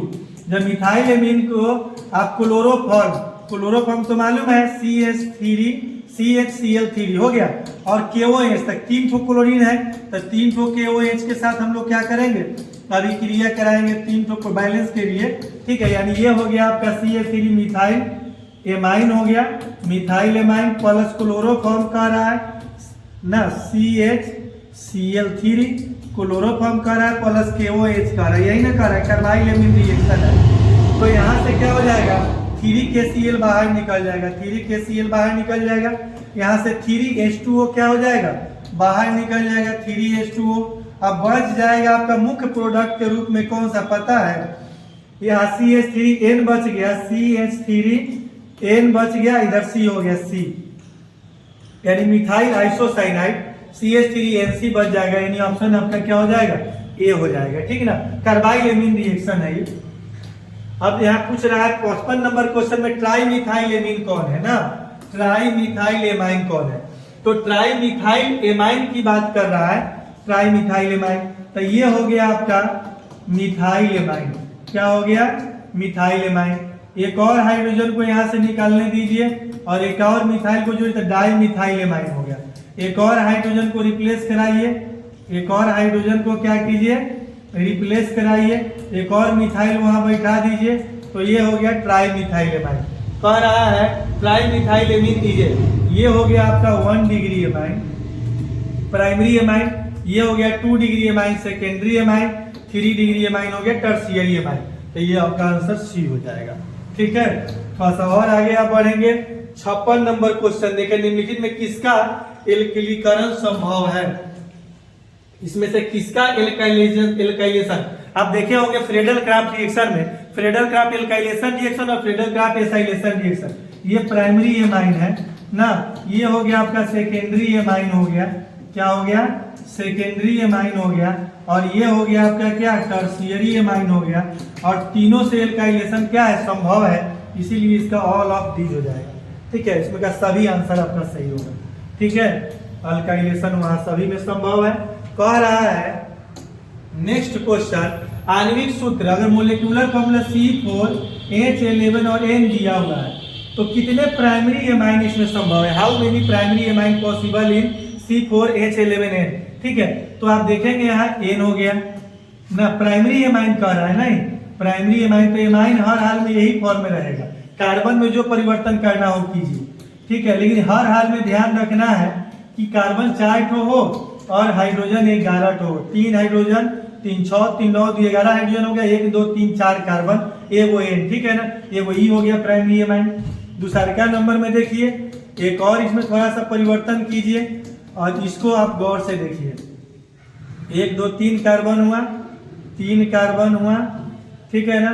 एक और यहाँ दे दीजिए CH2, क्या दे दीजिए CH2 बॉन्ड NH2 ना। 1 2 3 4 सबका बॉन्ड कंप्लीट है। 3 3 6 2 8 1 9 2 11, ठीक है। एक ये हो गया। 3 नंबर में देखिएगा जरा से, इसको और कितना बदल बदल के लिख सकते हैं आइसोमर्स में। तो CH2 हो गया बॉन्ड C, CH3 ना, CH बॉन्ड NH2, एक वो भी हो जाएगा आपका। 1 2 3 4 कार्बन, 3 3 6 2 8 1 9 2 11 हाइड्रोजन, 1 नाइट्रोजन, एक भी हो गया। चौथा नंबर देखिए पॉसिबल है क्या, CH3 हो गया, CH2 हो गया, CH हो गया, CH3 हो गया और NH2 एक भी हो जाएगा, ठीक है ना। 1 2 3 4 कार्बन, 3 3 6 2 8 1 9 2 11 वो, ठीक है। यानी 4 तो पॉसिबल इसमें क्या है, प्राइमरी एमाइंस संभव है इसमें, ठीक है ना। थोड़ा सा और आगे बढ़ेंगे। क्वेश्चन नंबर 58 कह रहा है एसीटोनाइट्राइल कौन है, एसीटोनाइट्राइल कौन है, एसीटोनाइट्राइल इसमें से कौन है। तो ये हो गया फॉर्मोनाइट्राइल, ठीक है। CH3 के लिए एसिड, H के लिए याद रखना है फॉर्म का उपयोग किया जाता है, CH3 के लिए एसिड का उपयोग किया जाता है, C2H5 के लिए प्रोपियोन, C3H7 के लिए ब्यूटायर, C4H9 के लिए वायलर और C5H11 के लिए कैपर का उपयोग किया जाता है। तो ये सीटो कह रहा है, तो CH3 CN, हाँ ये सीटोनाइट्राइल है। इसी को हम लोग क्या कहते हैं, इथेन नाइट्राइल। किससे मैच कर रहा है, इथेन नाइट्राइल, यानी ऑप्शन नंबर बी हो जाएगा आपका, ठीक है ना। अगला क्वेश्चन नंबर देखेंगे 60 नंबर में। निम्नलिखित में कौन मोनोसेकेराइड्स है। मोनोसेकेराइड्स यूनिट आपको बताए थे, मोनोसेकेराइड्स, ओलिगोसेकेराइड्स और पॉलीसेकेराइड्स। Monosaccharides, oligosaccharides, polysaccharides. ये तो आपका मोनोसेकेराइड्स है नहीं, सुक्रोज है, ठीक है ना। जब सुक्रोज का जल आप कर्तन कीजिएगा तो 2 को मोनोसेकेराइड्स यूनिट प्रदान करेगा, ग्लूकोज और फ्रक्टोज। ये गैलेक्टोज आपका क्या है, मोनोसेकेराइड्स यूनिट है। ऑप्शन बी आपका क्या हो जाएगा, राइट आंसर है। माल्टोज भी नहीं था। अब यहाँ 60 नंबर में देखेंगे क्वेश्चन। आप क्या 60 कोई क्वेश्चन छूटेगा तब बताइएगा तो हमको कमेंट करके, क्योंकि हम लोगों को तो यहाँ ये नहीं, हम थोड़ा तेजी से खींच रहे हैं। न्यूक्लिक अम्ल में निम्नलिखित में से कौन सा क्रम सही है। देखिए न्यूक्लिक एसिड के लिए, न्यूक्लिक एसिड के लिए आप याद रखेंगे PBS, फॉस्फेट, फिर बेस और फिर शुगर, शर्करा, सेकेराइड्स, ठीक है ना। फॉस्फेट बेस यानी भस्म, फॉस्फेट भस्म और कौन सा, शर्करा। कौन सा आंसर सही है, फॉस्फेट भस्म और शर्करा, बी आपका हो जाएगा, ठीक है ना। न्यूक्लिक एसिड के लिए ये सीक्वेंस है, क्रम है। विटामिन सी की कमी से, विटामिन सी की कमी से क्या होता है, the deficiency of vitamin C, scurvy रोग होते हैं जो प्रायः बच्चे में होते हैं। बच्चे जो होते हैं ना वो सूख जाते हैं, हाँ, जब उसको जो है ना आप कहते हैं कि क्या हो गया है, दूध कट्टू हो गया है, ठीक है ना। निम्नलिखित में कौन आवश्यक एमिनो अम्ल है, लाइसिन। ये लाइसिन जो एमिनो एसिड है ये हमारे शरीर में होते नहीं है, इसको बाहर से हमें क्या करना पड़ता है, ग्रहण करना पड़ता है। तो इसका आंसर क्या हो जाएगा, ए हो जाएगा, ठीक है। 62 का ये हो जाएगा। 63 में कह रहा है आधे घंटे में हो, आधा घंटा में हो या जितना देर में हो, हमको उससे क्या लेना देना है। कह रहा है किसके द्वारा स्टार्च को माल्टोज में कन्वर्ट किया जाता है, स्टार्च को माल्टोज में कन्वर्ट किया जाता है। स्टार्च जो है ना, स्टार्च को माल्टोज में कन्वर्ट करने का काम डाइएस्टेस करता है। कौन करता है, जाइमेस का ही बताए थे। इसका काम क्या है, जाइमेस का ही बताए थे, माल्टेस का ही बताए हुए थे, इन्वर्टेस का ही बताए थे, समझ में आया। वो ये जो है ना, और डाइस्टेस का ही बताए थे। तो डाइस्टेस जो है ना ये क्या करता है, स्टार्च को कौन सी में, माल्टोज में कन्वर्ट करने का काम करता है, ठीक है। सब एंजाइम है, ये सब क्या है, एंजाइम है, समझ में आया। अभी तो लैक्टोबैसिलस में है ये नहीं है जो दूध को दही में कन्वर्ट करता है, ठीक है ना। उसके बाद में आपका 64 नंबर क्वेश्चन है। तो निम्नलिखित में से कौन नेचुरल रबर, तो आइसोप्रीन को बना करके भी आप लोगों को बताया गया था। ये रबर के पेड़ जो होते हैं ना, रबर के बार्क्स के छाल के लाइटेस से जो है ना प्राप्त होता है रबर। उसमें बारे में बताया गया था कि ये इंडिया, मलेशिया, इंडोनेशिया, श्रीलंका और साउथ अमेरिका में पाया जाता है।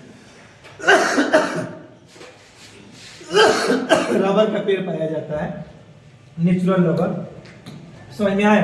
बस और आगे बढ़े। कैप्रोलेक्टम, कैप्रोलेक्टम किसका मोनोमर है, कैप्रोलेक्टम मोनोमर है एकलक है और ये नाइलॉन 6 इसका पॉलीमर है। हाँ, तो कैप्रोलेक्टम नाइलॉन 6 का क्या है, मोनोमर एकलक है। बताया गया था एकलक, जब हम लोग एकलक को क्या करते हैं, पॉलीमराइज करते हैं, बहुलीकृत करते हैं तो बहुलक का निर्माण होता है। और जब कैप्रोलेक्टम के बारे में आपको बताया गया था बहुत ही बारीकी से, समझ में आया, खंड खंड करके उसको फिर हम लोग क्या कि जब ब्रेक किए थे तो क्या हो गया था, नाइलॉन 6 जैसे जो है ना पॉलीमर का निर्माण हुआ था।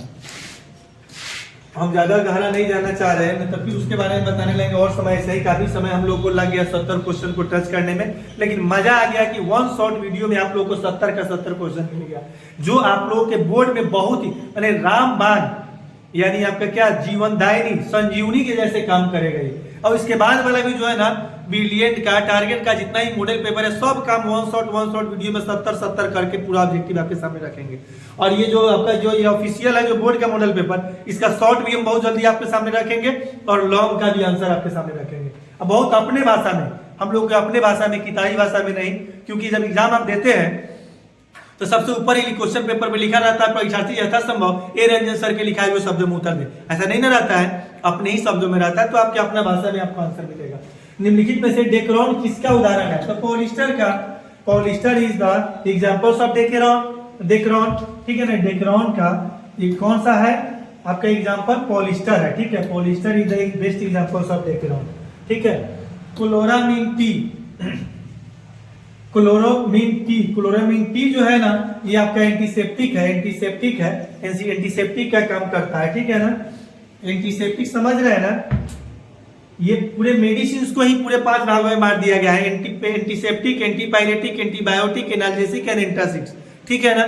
तो ये एंटीसेप्टिक का काम करता है। जैसे आपका क्या हो गया, बाहर में आपको किसी तरह का कोई प्रॉब्लम होता है, समझ में आया, तो उस पर आप क्या करते हैं, एंटीसेप्टिक। आप देखे होंगे जो है ना जब आपका डिटॉल का प्रचार होता है, साबुन का, बोरोप्लस का, तो वो सब एंटीसेप्टिक में आता है। हाथ पड़ जाता है, ओठ पड़ जाता है, स्क्रीन आपका जो है ना रुखर सा हो जाता है, तो आप उसका उपयोग करते हैं। ये बाहर जीवित ऊतकों पे क्या करता है, काम करता है, ठीक है ना। फ्लेमिंग का ये क्या है, पेनिसिलिन, क्या है, पेनिसिलिन का सबसे पहले आविष्कार किसने किया था, पेनिसिलिन का सबसे पहले आविष्कार अलेक्जेंडर फ्लेमिंग नामक वैज्ञानिक ने किया था। ये 1929-30 के दरम्यान 1930 के समय में जो है ना उन्होंने अलेक्जेंडर फ्लेमिंग ने सबसे पहले पेनिसिलिन का निर्माण किया था, ठीक है ना। इस तरह से इसका आंसर आपका क्या हो जाएगा, ये हो जाएगा 69 नंबर। और सेकेंड लास्ट इस जो है ना मॉडल पेपर का सेकेंड लास्ट क्वेश्चन आप देखने वाले, फिनॉल का उपयोग निम्नलिखित में से किसके रूप में होता है, यानी phenol is use as the following. तो फिनॉल जो है ना डिसइंफेक्टेंट्स के रूप में काम यूज होता है, ये डिसइंफेक्टेंट्स के अंतर्गत आता है। जैसे जानते हैं बहुत सारे ऐसे केमिकल होते हैं जो एंटीसेप्टिक का नाम बताया आपको, जानते हैं वो आपके स्किन पर जीवित ऊतकों को मारने में होता है, ठीक है ना, डिस्ट्रॉय करने में होता है, या उसके वृद्धि को रोकने में, रोकथाम में होता है। लेकिन जो है डिसइंफेक्टेंट्स जो है ये आपके फर्श वगैरह पे, इसमें जो है ना अल्कोहल की मात्रा ज्यादा होते हैं, समझ में आया, इसलिए जो है ना इसका उपयोग जो है ना आप स्किन पे कीजिएगा तो भयंकर नुकसान पहुंचाएगा, समझ में आया। उसको जो है ना फर्श वगैरह को, फ्लोर वगैरह को साफ करने, धोने, टॉयलेट वॉशरूम वगैरह को क्लीन करने में, जो है ना दीवारों वगैरह को फ्रेश करने में इसका उपयोग होता है डिसइंफेक्टेंट्स का। तो आपका जो है ना फिनॉल का उपयोग आपका उसी में किया जाता है, फिनॉल।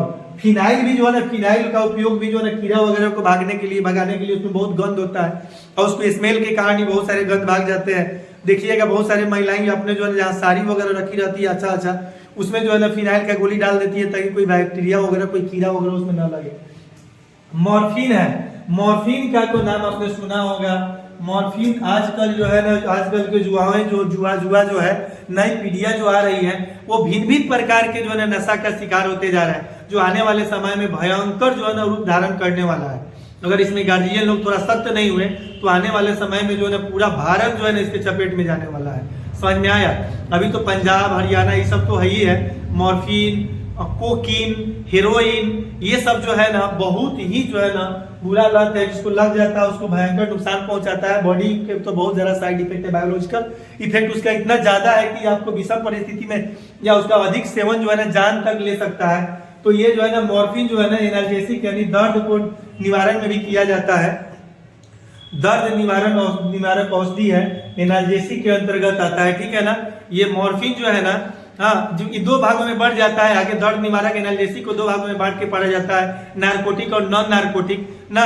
एक जो है ना क्या होता है, बिना नशा के आपको दर्द को क्या करता है, तो बिना बेहोशी में लाए हुए दर्द को कम कर देता है। और दूसरा का काम क्या है, वो दर्द भी आपको नशा में बेहोश कर देता है आपको। हाँ, दर्द हो ना हो उससे उसको कोई मतलब है नहीं। तो बहुत बहुत धन्यवाद आप लोगों को इस वीडियो को। अगर आप लोगों को अच्छा लगा, मजा आया और बहुत डेप्थ गहराई के साथ हम आपको अगर मेहनत करके डाले हैं, तो प्लीज आपको लाइक शेयर और जो है ना इसको मेरे चैनल को सब्सक्राइब करना नहीं भूलिएगा। और आप हमें कमेंट करके जरूर बताइएगा ताकि हम और भी बेहतर से बेहतर आपको, ये तो हम केमिस्ट्री का आपको 10-12 तो जो है ना मॉडल पेपर का जो है ना, तो हम आपको 70 का 70 ऑब्जेक्टिव कराएंगे ही, शॉर्ट और लॉन्ग भी हम आप लोगों के सामने डालेंगे। और प्रयास करेंगे जो है ना, जो मॉडल पेपर बोर्ड द्वारा जो प्रस्तुत किया गया है उसके फिजिक्स का भी, बायो का भी हम आपको सॉर्ट आउट करके जो है उसका आंसर देंगे, इसी तरह से एनालिसिस के साथ, और हिंदी इंग्लिश का भी, ठीक है। आप कमेंट करके बताएं कि आप हमें एनर्जी देंगे तो डेफिनेटली हम सभी विषय के मॉडल पेपर का आंसर सहित और इसी तरह का एनालिसिस के साथ पूरा एक्सप्लेनेशन के साथ हम आपको सामने रखेंगे। धन्यवाद।